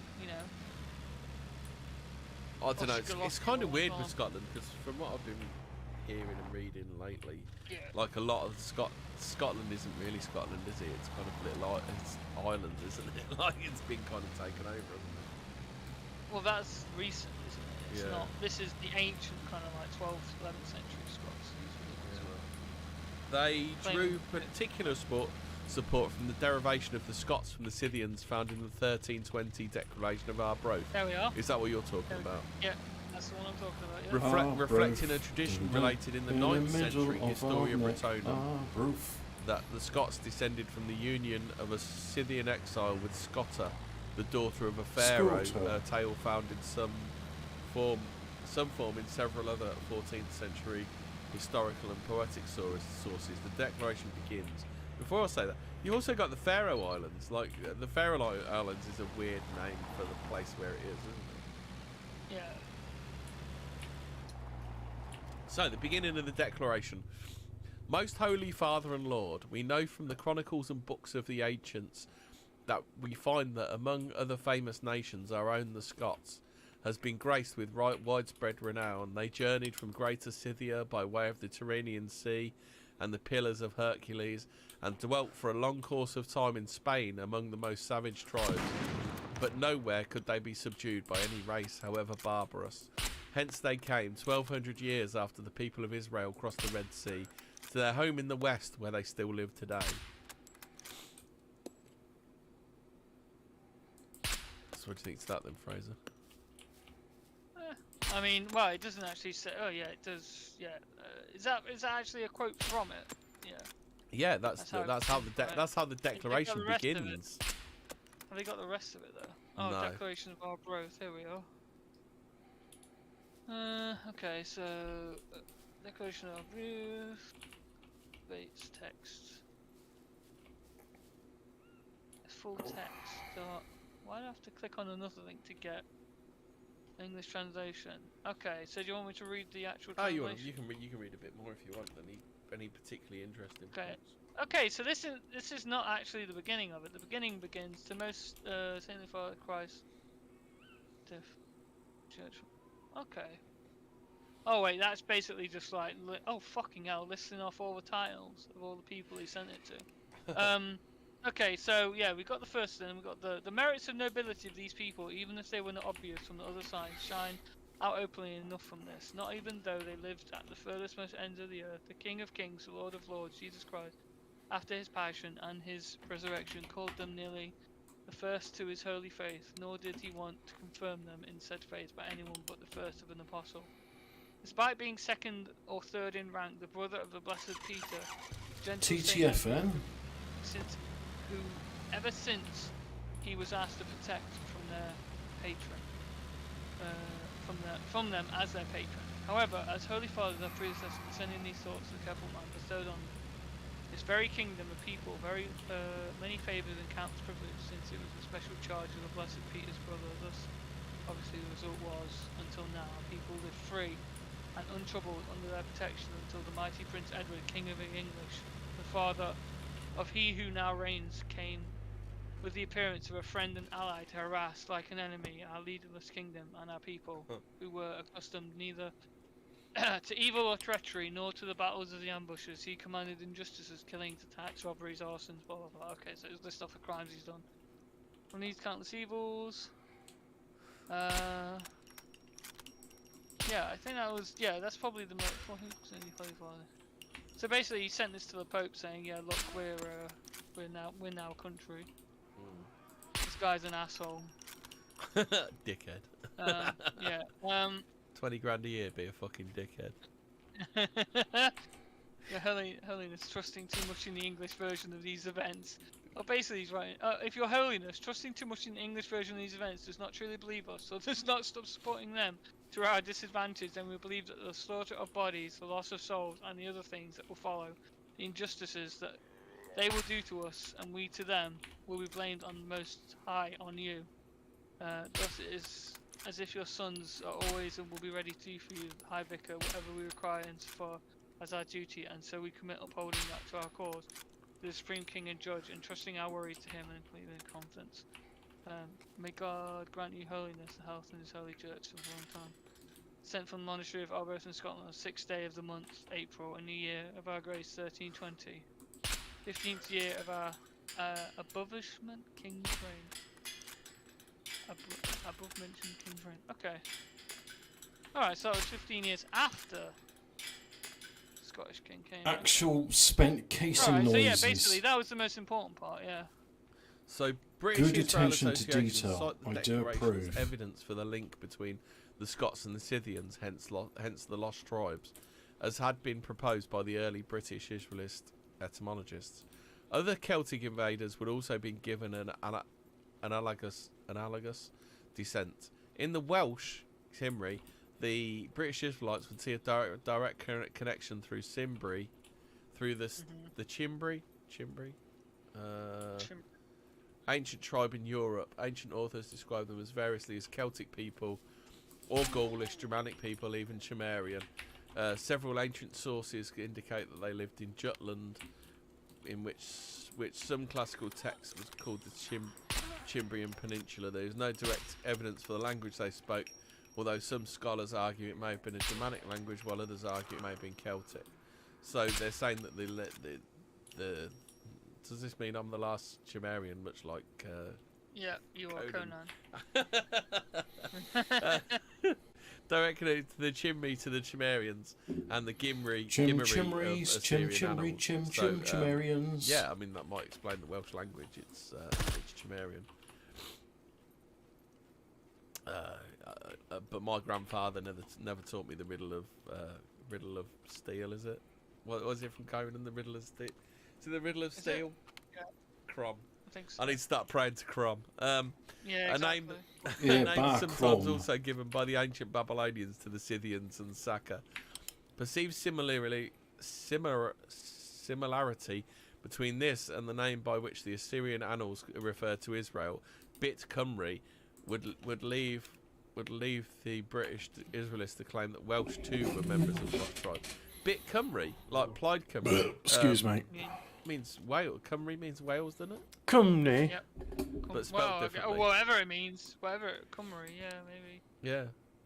She's got Plaid Cymru, which is the nationalist party. Plaid Cymru. Yeah, I mean, the word's We're changed over far-right time, nationalists Yeah. for years. It's pronounced the same, but spelled different. Plaid Cymru. Yeah, so it has a root in the language. Supposedly that's how like linguists would say, oh, it's got a root to the original language, right? So that's it's changed, but it's not like. But this is it. How do you Hello, know that it's in boys. 2 different languages? Would you like How to do you be know part that of a it's- far-right neo-Nazi They mean the nationalist same movement? thing, Then come right? join It's like- Plaid Cymru. We want Welsh to be I mean, separate we from can say the that, Union. Dog and in English is dog and. Come to the Abergavenny Village Hall and we'll Yeah. discuss it over Well, a cup they're of the same tea thing, and some right? lava They're- bread. They're different. Yeah, We it are could be. in the valley. According to the Anglo-Israelists, these claimed connections will make British the literal descendants of the lost tribes and thus inheritors to the Make the promises British the made to literal the Israelites Hitlers. of the Old Testament. Mm. So here's some stuff I put off from earlier. So the British throne is a continuation of the Davidic Oh, throne. My Some vegetable adherents patch is further claim growing. the British royal family is of lineal descent from the house of King David via a daughter of Zedekiah, the last king of Judah. According to this legend, the prophet Jeremiah and his scribe Baruch escaped with the king's daughters. So Escape this is with from Baruch. Jeremiah 41:10 and 43:6 to Egypt. So that's it. They went to Egypt and then they went to Spain and then they went to Ireland. Was what I saw. Yeah.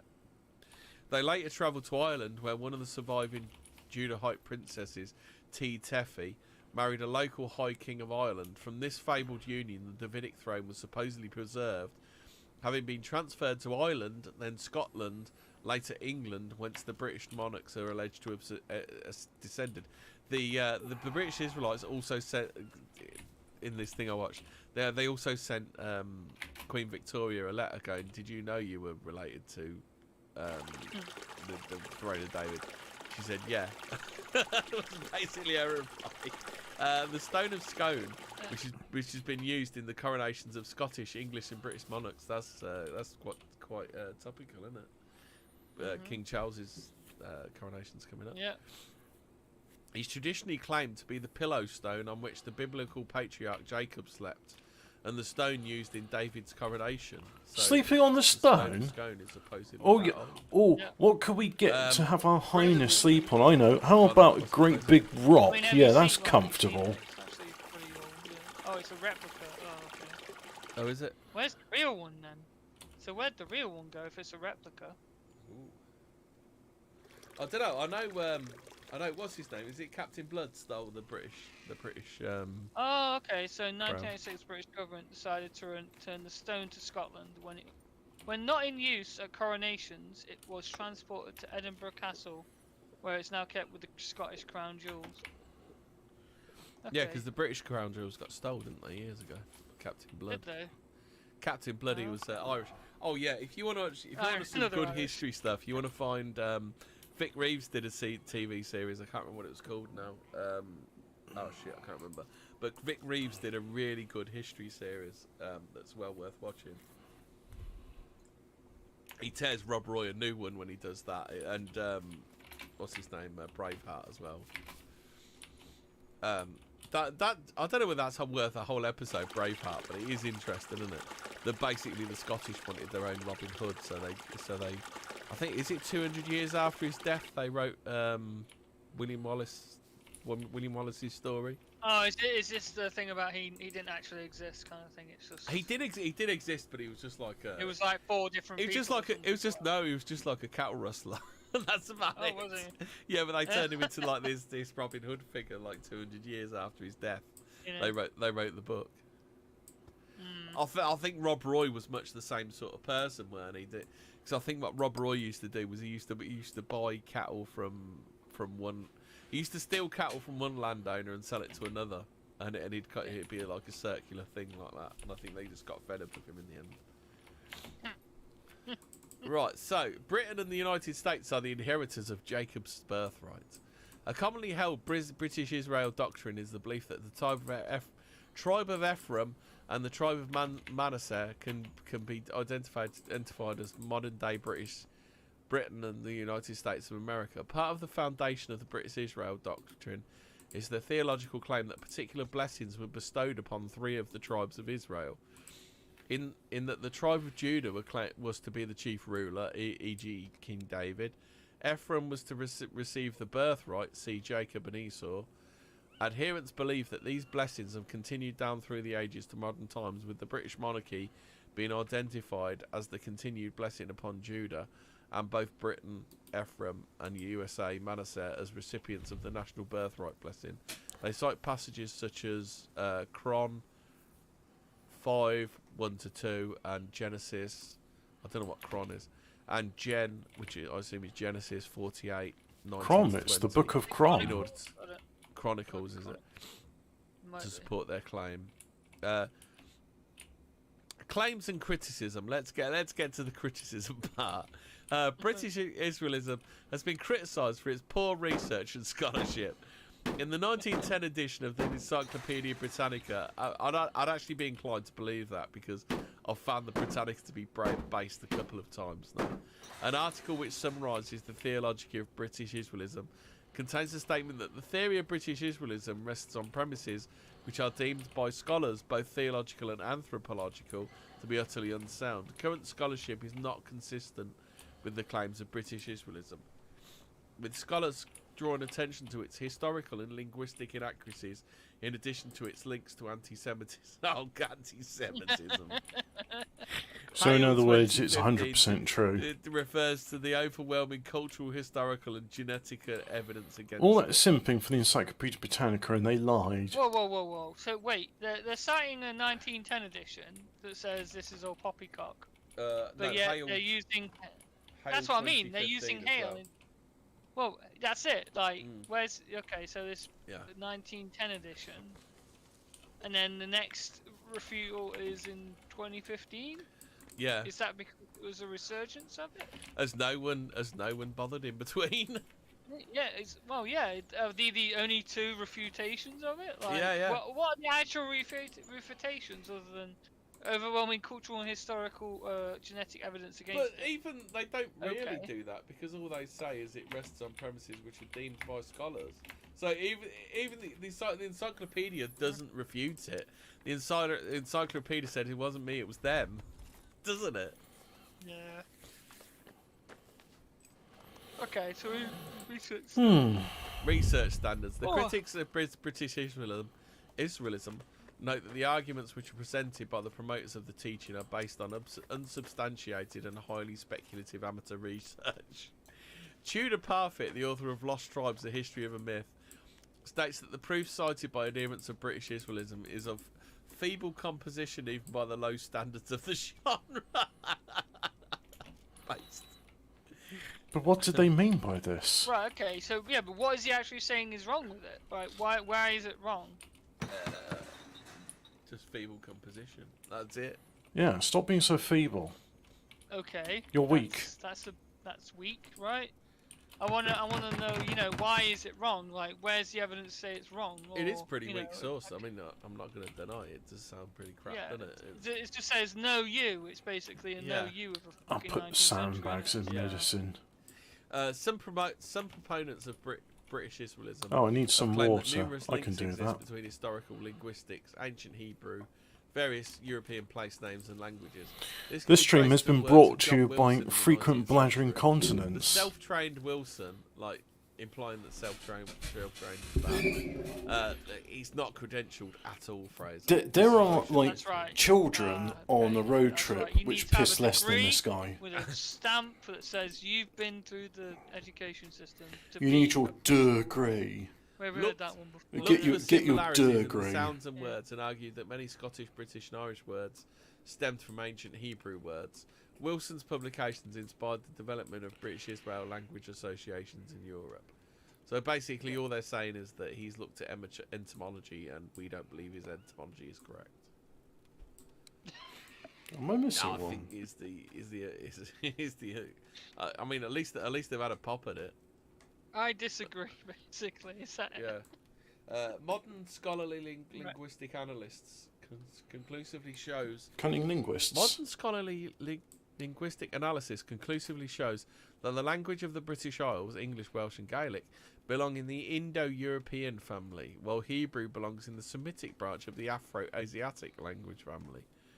In 1906, T.R. Lounsbury stated that no trace of the slightest real connection can be discovered between English and ancient Hebrew, while in 1993, Michael Friedman refuted claims that Hebrew was closely related to Celtic and Anglo-Saxon when he wrote that the actual evidence could hardly be any weaker.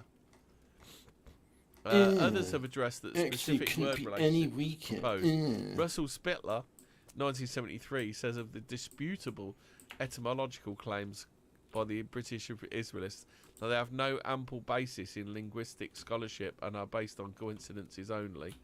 William Ingram, 1995, would present arguments made by British Israelism as examples of tortured etymology.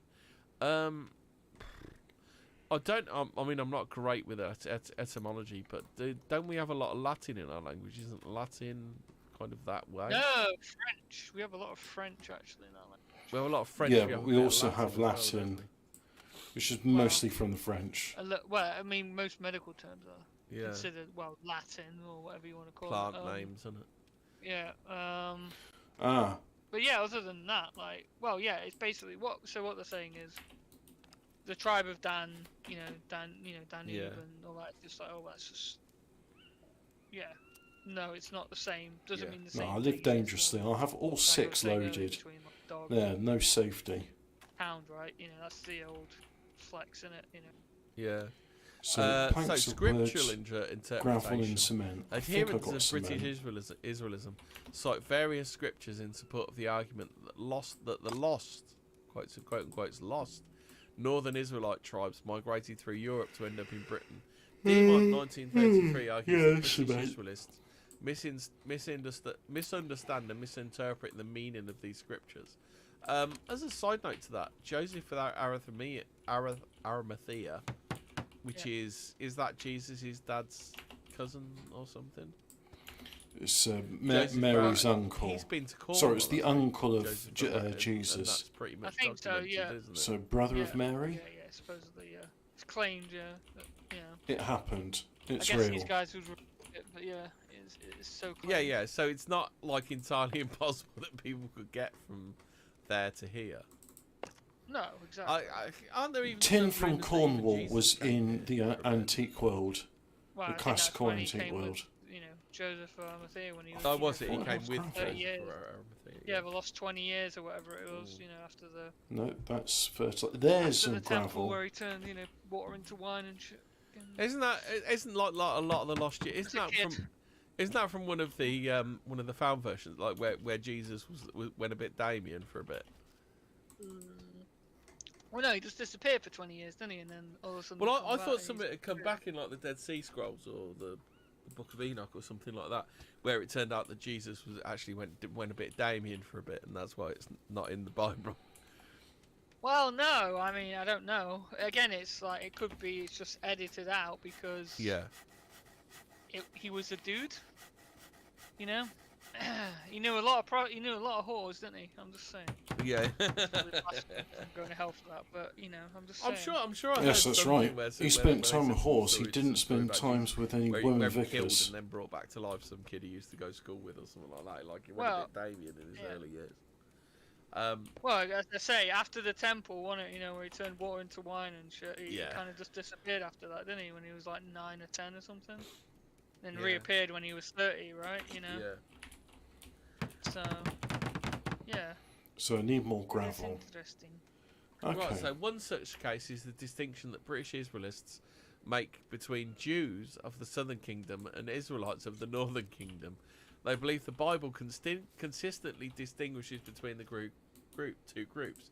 Well, yeah, Demont it says does. that many of these scriptures are I misinterpreted. mean, one of the because things you after can the say about the captives, Bible is the how distinction racist it between is. Jews and Israelites Because was at the lost start over of time. nearly every book Oh, the is old lost the over time, genealogy of the people they're talking about. They're saying, he beget this, beget that, beget this, beget that, and here's The this tied lost to over time, Adam. I'd like to say citation needed. Even Wikipedia says citation needed. Yeah, this is well, it's hubris. This is hubris of. Well, look at this. current But day. this refutation, they believe the Bible consistently distinguishes between the two groups.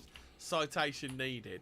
Demont says Yeah. that many of these scriptures are misinterpreted because after the captivities, the distinction between Jews and Israelites was lost over time.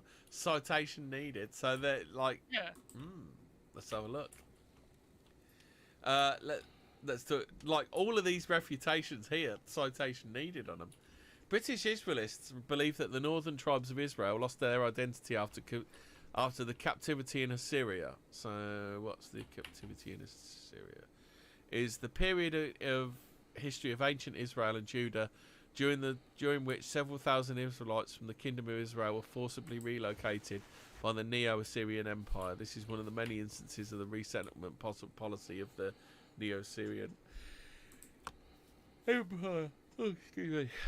And that this is reflected in the Bible. Citation needed.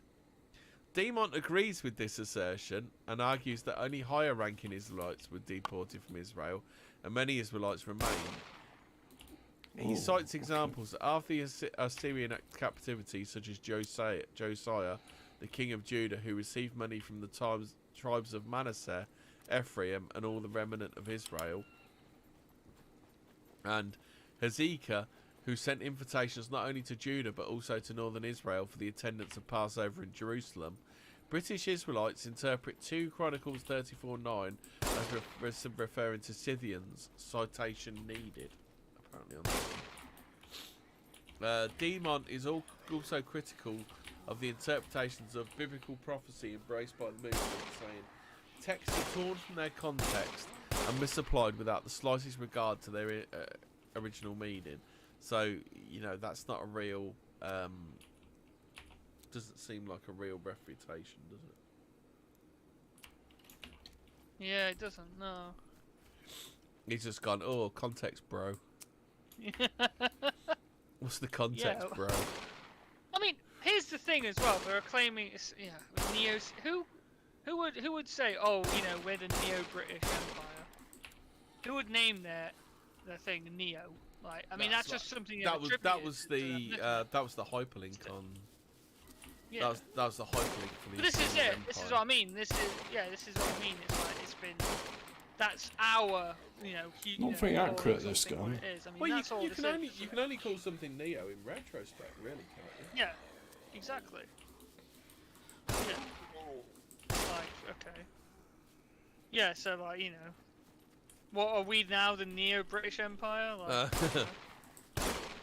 is that it? We will be Is soon. that time period? Yeah. We will be soon. British Israelism rests on linking different ancient populations. This includes linking the quote-unquote lost tribes of Israel with Scythians, Sumerians, Celts, and modern Western Europeans such as the British. To support these links, some adherents believe that the similarities exist between various cultural aspects of these population groups, and they argue that these links demonstrate the migration of the lost Israelites in a westerly direction. Examples given include burial customs, metalwork, clothing, dietary customs, and more. Demont argues that the customs of the Scythians and the Sumerians are in contrast to those of the ancient Israelites, and he further dismisses the connection between these populations and the Saxons and Celts, particularly criticising the then current formulations of British Israelism, and will interject that Semites between the closely related English. So, particularly criticising the then current formulations of British Israelism that would interject Semites between the closely related English and Germans. Okay. The Scythian origin of the Scots has been referred to as mythical. Algernon Herbert, writing in 1848, characterised the linguistic derivation of Scots from Scolotti as strictly impossible, and Merrill, 2005, referred to it as false etymology. Right, so, okay, rather than just saying it's strictly impossible, why was it impossible? Well, there is a citation that. So it's the Irish version of the Historia Britannium of Nennis, apparently. First red flag, the Irish version. Okay, maybe this guy has some bias here. Maybe, you know. Is there a bias here, sir? Addressing their view on the fate of exiled tribes, Frank Boyes said of their voluminous output, all the effort to write these volumes might well have been saved on the premise they were never lost, which we believe to be the correct one. Okay, so where are all the 12 tribes now then? If you know this, Frank, tell us where they all are then. Yeah, exactly. Oh, Frank, tell us. Parfit suggests that the creation of British Israelism was inspired by numerous ideological factors, which included a desire of its adherents, many of whom were from ordinary backgrounds, to prove that they had a glorious ancient past. I mean, this is the same shit that they use against white supremacists, isn't it? Yeah, that's it. Emerging pride in Western imperialism and colonialism, and a belief that the racial superiority of white Anglo-Saxon pride. I think I've heard these arguments before. Don't they end in, don't they end in white privilege? And here's how that's problematic. Categorised the movement as being fundamentally about providing a rationale for Anglo-Saxon superiority. To Kidd, it wasn't who I said earlier, Nick the Queen Jewels, the Crown Jewels. It was Kidd, weren't it? Or was it Captain Blood? Oh fuck! Somebody stole the Crown Jewels, and he was Northern Irish, but that's about it. That's about all I can remember. To Kidd, its theology represents a quasi-heresy, which serves to blunt the universalist message apparent in the New Testament. Its role in fostering anti-Semitism in conservative Protestant Christianity has been noted by. We've noted it. We've noted. We can see what you're doing. Like historians. Yeah, okay. You're taking away our specialness. Is that what it is? Along with it, certain people. Yeah, how dare you be so anti-Semitic as to suggest how you are dare Semitic? you be the special ones? Wait, Yeah. no, you can't be the special ones. We're the special ones. Basically, like, yeah. Along with You his can't role be in special. fostering Only a one feeling of person racial can be special. chauvinism, which is not If you're always special, covert. then none of us are special. Separately, the mythology of British Israelism has been characterised as fostering nationalistic bellicosity. Oh my god. Not nationalistic. By historians. To some adherents, British Israelism served as a justification for British imperialism and American settler colonialism, along with the displacement of indigenous peoples, which subsequently... Oh god. Jesus. Blah, blah, blah. Yeah. Racist! Racism. So it's also... Did somebody not do very well in influences on war other and now you're movements, speaking Mormonism, English? dum, Boo-hoo. dum, dum, dum. Oh God! British Israelism was rapidly growing in England when the United States-based Latter-day Saint movement sent its first missionaries to England. British Israelist ideas clearly influenced Mormon thought by the 1850s, and by the 1870s, Mormon periodicals published in Britain were citing British Israelist proponents to promote the belief that most Mormons were of Anglo-Saxon and Israelite descent. Concepts that would subsequently be synthesized That's in general Mormon actually discourse. true.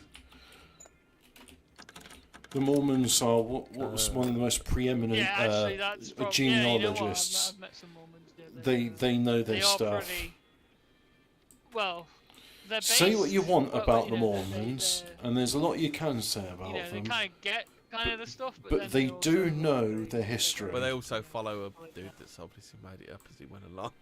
It's fine. Well, It's yeah. literally fine. I don't Apparently care Wilson anymore. and Blackett, interviewed by Rich Hall, talk about the Welsh being one of the lost tribes of Israel. They have a book about it. That I would believe. So Pentecostalism, which we mentioned earlier. Several individuals who were influential in the founding of Pentecostalism. The Welsh embraced the are a tenets of holy British people. Israelism. The British Israel inspired self-identification of Anglo-Saxon peoples with the Jewish nation, and promises were made to them by their God would significantly contribute to the belief they would play a central role in the end times. A belief which is adhered by several prominent proto and early Pentecostals. Notable among them was John Alexander Dowie. Ever heard of him? no. Scottish-Australian minister known as an evangelist and faith healer. Began his career as a conventional minister in South Australia. After becoming an evangelist and faith healer, he immigrated with his family to the United States in 1888. He spoke about Anglo-Saxon Christians' plans to take control of Jerusalem in order to prepare for the Second Coming. This legacy was continued by Charles Fox Parham. It was an American preacher and evangelist. Together with William J. Seymour, Parham was one of the two central figures in the development and early spread of American Pentecostalism. He believed that lost tribes would join their Jewish brethren. Wait, whoa. Whoa. Have we glossed over the fact that it says "See Nordic Israelism" I haven't got that in yet. red letters? Oh, you're not. Okay. That's next line down. Okay. But he believed that lost tribes would join their Jewish brethren in order to re-establish the nation of Israel. That's a dead link anyway, because it's in red. His view of the lost tribes was more expansive than Dowie's view. See Nordic Israelism. God, I dread to think God. what that contains. Well, don't you? yeah, exactly. Why has it been deleted? I wonder. Lot of siege masks and cookbooks, I should imagine. In addition to encompassing Anglo-Saxons, it also encompassed Scandinavians, Danes, High Germans, even Hindus and Japanese. See Japanese-Jewish common ancestry theory. Fucking hell! Gee, What kind of rabbit hole have we gone down here? Who, according to Parham, had acquired the blood of Abraham through intermarriage, were hence eligible to take part in his end-time drama. British Israelist beliefs would soon be marginalised in the movement, but their influences could be seen in the teachings of several key leaders in the 20th century. In Britain, the espousal How much of longer British is this going Israelism on, by George folks? Jeffreys, There's who was a another Welsh 20 evangelist minutes. who founded the Ealing Pentecostal Church. I'm gonna get a Led to a drink. I schism need a which drink. precipitated his resignation in 1939 and led to the formation of Bible Pattern Church Fellowship. Dead link, probably well, that's probably a bit isn't it? Which continues to teach the doctrine. So who else have we got here? We got Herbert W. Armstrong. I'm gonna flick through this one because I'm getting a bit bored now. So he he founded the Worldwide Church of God, formerly named the Radio Church of God, and the Worldwide Church of God is a Christian denomination. Oh, it's now the Grace Communication International. Dead legit then. Christian denomination with 30,000 members in about 550 churches spread across 70 countries. So that's Episcopal. They're a bit weird, aren't they? This is where you need a yank on, don't you? Oh, jeez, right. Oh, okay. So What? The Judeo-Japanese common ancestry. Yeah. Thing. Oh, you having a look at it? Is it Oh, a bit boy. wild, is it? Well, it kind of makes. Well, they're like trying to claim that the Korean, because Japan, if you know anything about Japanese history, Japan was settled in 2 waves, right? Yeah.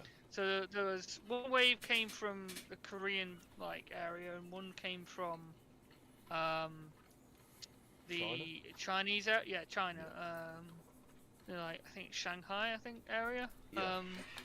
Most people can relate, their genetics to. But there is the thing about samurais and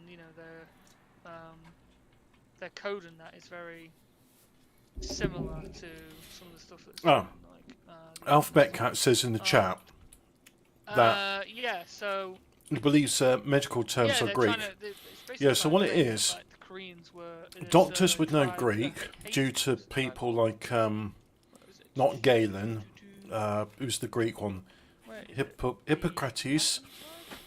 So they learn Greek. Yeah. That would be Yeah. Botanists, they were often exactly, monks, that's and kinda- monks were trained in It doesn't make ecclesiastical sense in that Latin. in that reading. So, The 2 tribes stayed and were occupied. germs, under the Plants, Romans. animals, all of those They have went Latin names, outwards of the and Euphrates, medical that's only one procedures way, and right? diseases have Greek And names. Into Asia.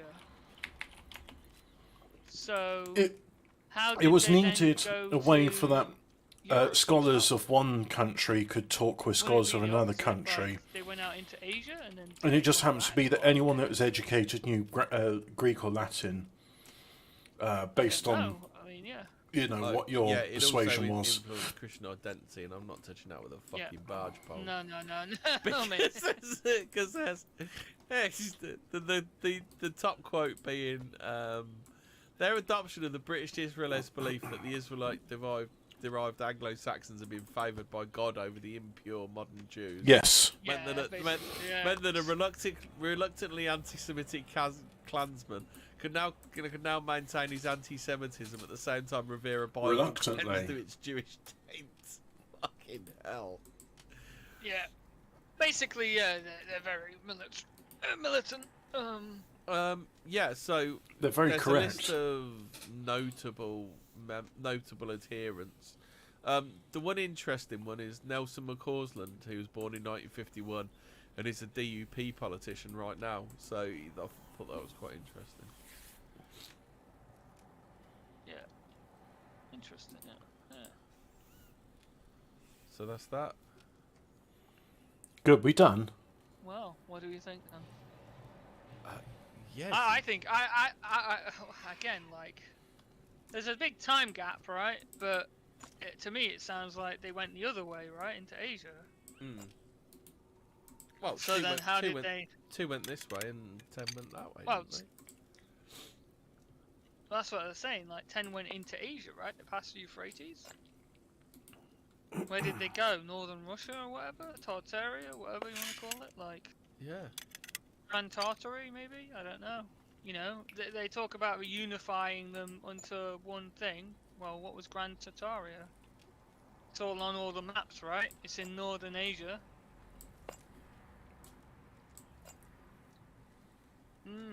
And then, you know, again, as I say, the year 1812 when we all went to fight the people in Moscow,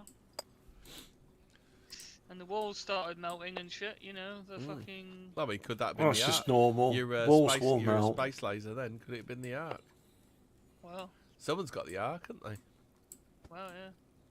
But then why did they lose then? How have they now been? You know, they lost then. What's it mean, right? Yeah. So that kind of, you know, who are we then? Like, are we the bad guys? Is that it? Like, or are we just, you know, under occupation from, you know, We have children mutilating their brother fights genitals. brother, right? Oh, are we the bad know. guys? I don't really know, because the Mongolian Empire spread into Europe, right? Did they then come back, and it's just a bit later? And Sergeant when they Oikenson says everyone's lost tribes of Israel these days. Yeah, mate. Why not? You know, Why not? why not? Do you want to read about NASA have been at it again? Oh, go on then. They've named the four astronauts that are going to fly around the moon. I thought you couldn't. Oh. I thought you couldn't fly around the moon because of They lost the dark tapes. side of the moon's not good. What do you mean? They It's Or is it the they light taped side of the over. moon? They You'll taped get it blown over. up or something. I don't know. Oh, they changed that now, have they? Well, they did it in, what is it, Apollo... Well, they're going to fly around the moon. 13 or whatever it was. Didn't Apollo 13 have problems on the dark side of the moon? I remember seeing that film about it. So why are they saying, you know, Apollo 13, I've seen that film. Do you know when found footage films were just everywhere? yeah. To be fair, I would Tom like Hanks. to, I would like to do a show on the Blair Witch. Have you seen all the associated documentaries with the Blair Witch? No. It's a don't really think so. brilliant. Like the Blair Witch itself is like it's a good movie. Like it was the first of its kind and stuff like Yeah. that. But yeah, if Like you watch, Cloverfield, that was a good movie, and then it turned into trash in the next one. if you watch, So, just buy yourself the DVDs of Blair Witch and Blair Witch 2. Don't watch the Blair Witch 2 film because it's not good. Yeah. But it's got all the documentaries because they built a whole mythology, and by mythology I mean they built documentaries. There's a documentary about Rustin Parr. There's a documentary about the witch, and they're all really interesting. It's So a I really promised great myself work. I was going to sort out my yeah, I still haven't watched My, Record yet, have you? ammo Have you seen cabinet. that yet? smallest bullets at the top. Record. No, I ain't It's a seen any of Spanish those yet. thing. No, you need to see the first two. It's like... I know you've watched the shitty American version, right? I know I haven't watched the American. You I've wanna watched- see So some after good 2-2, found footage, there's don't you? 5-4-5. Well, you want to see the good Yeah. found footage version. Watch those two. Don't watch the third one because that's just dog shit. Apparently, I'm just going to base them on what's it width. called? I'm not going to Peking base them Tom on the like First. That's weight or like anything like a that. slasher flick from the 60s. That's like one of the Is it? first Okay. found footage films. Yeah. 4 members They're of the gonna make them Artemis. like they used to. So Artemis 2, they're going to fly around the moon. Brilliant. Yeah. Great. Let me Let's- guess. Let me guess. One of them is a black woman.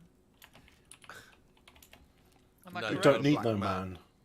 They've got a black man, right, a lesbian-looking woman. Hold on, let me just put this. Okay. I'll put this up on the. Is one of them like transgender? To be fair, two of them look pretty trad. I'm not saying anything about the woman. There you go. It's up on stream now.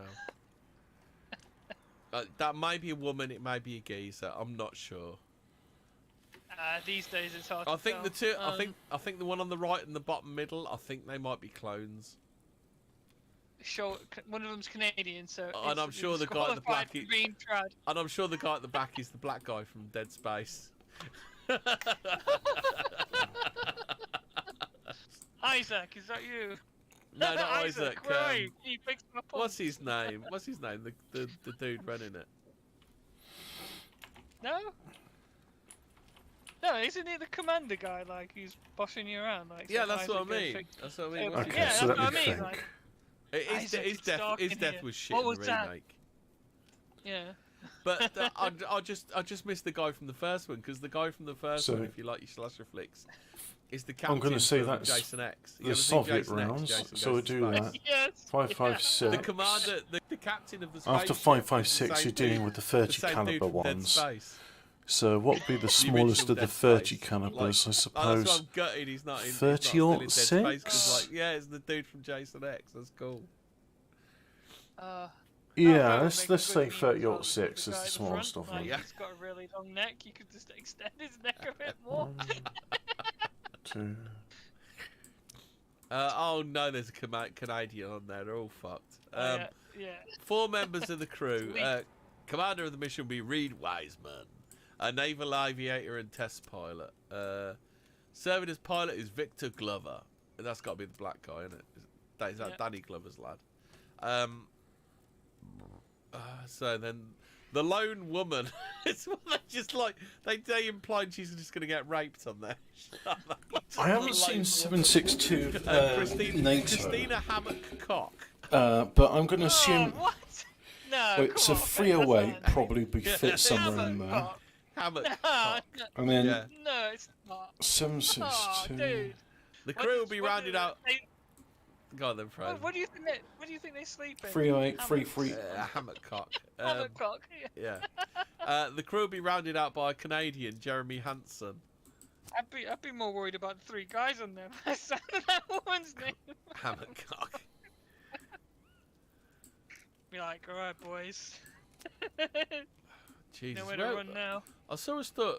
What was the story? I can't remember where I saw that story earlier. Didn't I put it in 37 in the Telegram? Where they're gonna have to send women out into space because they don't want them having sex. What? Yeah. Oh fuck! I didn't put it in it. I didn't put it in it, did I? Ah, no, the 338 comes afterwards. Oh no, I thought I put it in here, but I hadn't. They I saw a story earlier where they're not sending women. They want to send an all female. They've got like a 1.5 year mission or something, and they only want to send women because they don't want them having sex. So there's the 338s. Well, women can And still then, have sex with each other, you know. Yeah, no, not if you're NASA. No, NASA don't know about that. 357, I suppose, would be the next up there. Sink on Because they're all NASA, fucking sink on autists, they lesbians. obviously don't know about lesbians, do they? 357. A long, cold night, you know, in darkness of space can, you know. They just bring don't want you to see it on camera that when they run out of food Yeah. and they eat the baby. They just don't want you to see Oh that. Do they? no! Oh man, where are they going to? It's 1.5 years away. Fucking hell. So after that, there'll What, be 9 is that Mars? Are millimeter. they trying to say that you know? 356. they're No, going there's to the Mars? 38. So 38's good there. I'm gonna have to look for the fucking. Give me a sec. I'll have to look.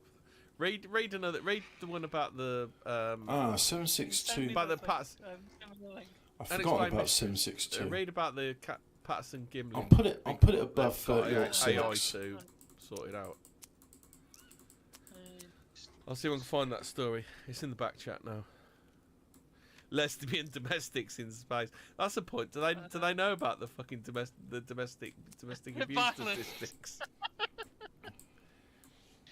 Oh man. You know what? It'd be funny. You know. No, it wouldn't. Be. It would be actually. Like they send them out on this 1.5 year mission and they get lost because women don't know directions. You know? It's just like, help NASA, we're lost. Wait, you're The meant thing to be is, going it's in all a straight fake, so line. it doesn't Yeah, matter but I if saw they it send an shiny. all-female crew up there, because it's not as if they're actually going to be in Where did I space. see that fucking story? 45 cal's bigger than 9 mil. Okay, so the Bigfoot, right, let's read this then. Patterson Gimlin Bigfoot video has now been Oh, yeah, there's a stabilized 45 using cal. AI. Oh god. Oh god, here we go. What is arguably the world's best known footage of the alleged Bigfoot has been stabilized thanks to artificial intelligence. Filmed in 1967 in North Carolina, the Patterson Gimlin film has long remained the most hotly debated and tantalizing piece of footage ever recorded in relation to the Bigfoot phenomenon. The video, which offers a clear view of a large bipedal ape-like creature walking along a creek bed, has long attracted the attention of Bigfoot enthusiasts and skeptics alike. Many argue that the creature is Bigfoot is simply a person wearing a costume. Others remain adamant that it represents genuine evidence that Bigfoot is the real deal. Fast forward to the present day, and now AI expert Rowan Cheon has posted what is perhaps the most perfectly stabilized version of digital footage that has been seen to date. It don't matter if it's it don't matter if it's fucking stabilised or not. You still can't tell whether it's a bloke in a suit or not. Wait, so are they saying they updated it to 4K? Is that it? Is that what it is? It's just like we need to see this in 4K to like count the fucking see the zip or something. Is that it? I just listen. Like this story tells you all you need to know about NASA and women. Like if ever you ever thought all NASA people are virgins, this is where you find out that it's true.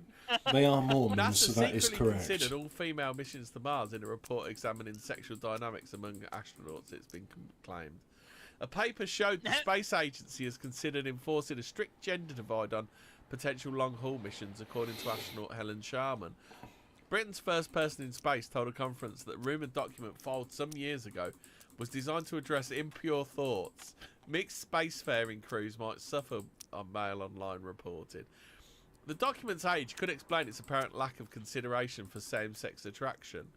Miss Sharman told the New Scientist live conference, I did hear some years ago there was a report. NASA has never released it, but it was done to see exactly the kind of crew makeup was necessary for the reason we've already alluded to. It found that the crew should be all same gender, all men or all women. Like, this is the bit that shows that they know nothing about women. All female crews would have been better than all male, the report is said to have included, due to women's superior cooperation skills. Yes. Yeah, because women get on with each other so fucking well. Yeah, Yes. well. 100%. Hey, did you want to post them that video of fucking, what was it, the Celebrity Island something? Yeah, yeah. Yeah, just post them that. Like, yeah, they get on so well, NASA. This is not fucking hell, what is wrong with you, NASA? Oh, That's the problem when the only women you know is your mother and your grandmother. Fucking hell. So Tyrannosaurus, here we go, Fraser, you ready for some dinosaur news? Open the door, get on the floor. Picture a Everybody Tyrannosaurus walk Rex, their that ferocious dinosaur. yet one of the most beloved dinosaurs. Most people probably imagine a scaly giant with enormous fangs visible even when its mouth closed. This is the image of toothy predatory dinosaurs that popular culture has perpetrated for over 30 years. But our new study, published in Science, suggests that the giant teeth of Tyrannosaurus might have been sheathed in scaly lips. Oh, fucking hell. What? That's it, they reckon it might have had lips. So now they're putting big fucking kissy lips on everything, I suppose.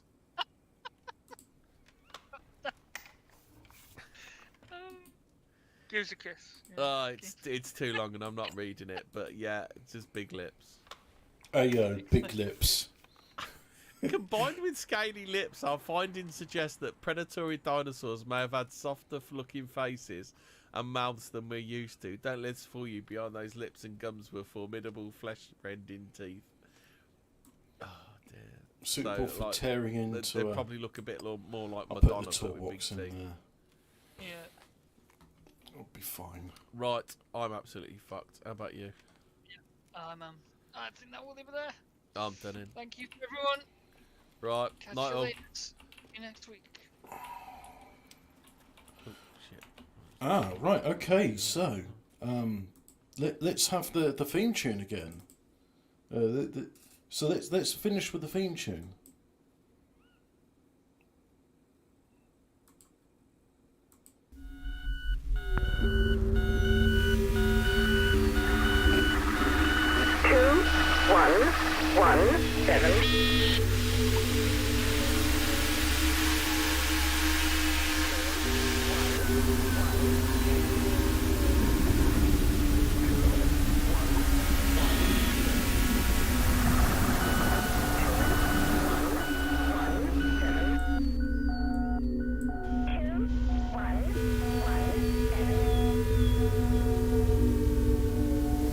it all made perfect sense when I was in this.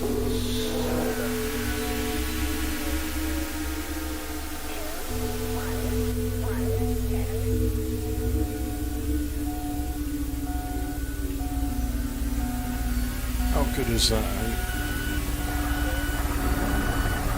Is that not one of the best bits of music I've ever made? Except for some reason, when Audacity plays, it's like, no, I'm not playing the last bit. Why do you want more than a minute? Because I don't know. Just play it. No, like.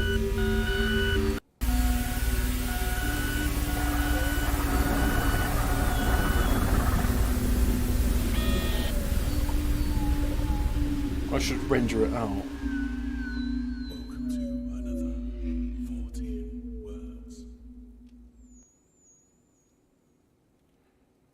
Yeah? How's that then? Well, thanks for watching. Please do go away now.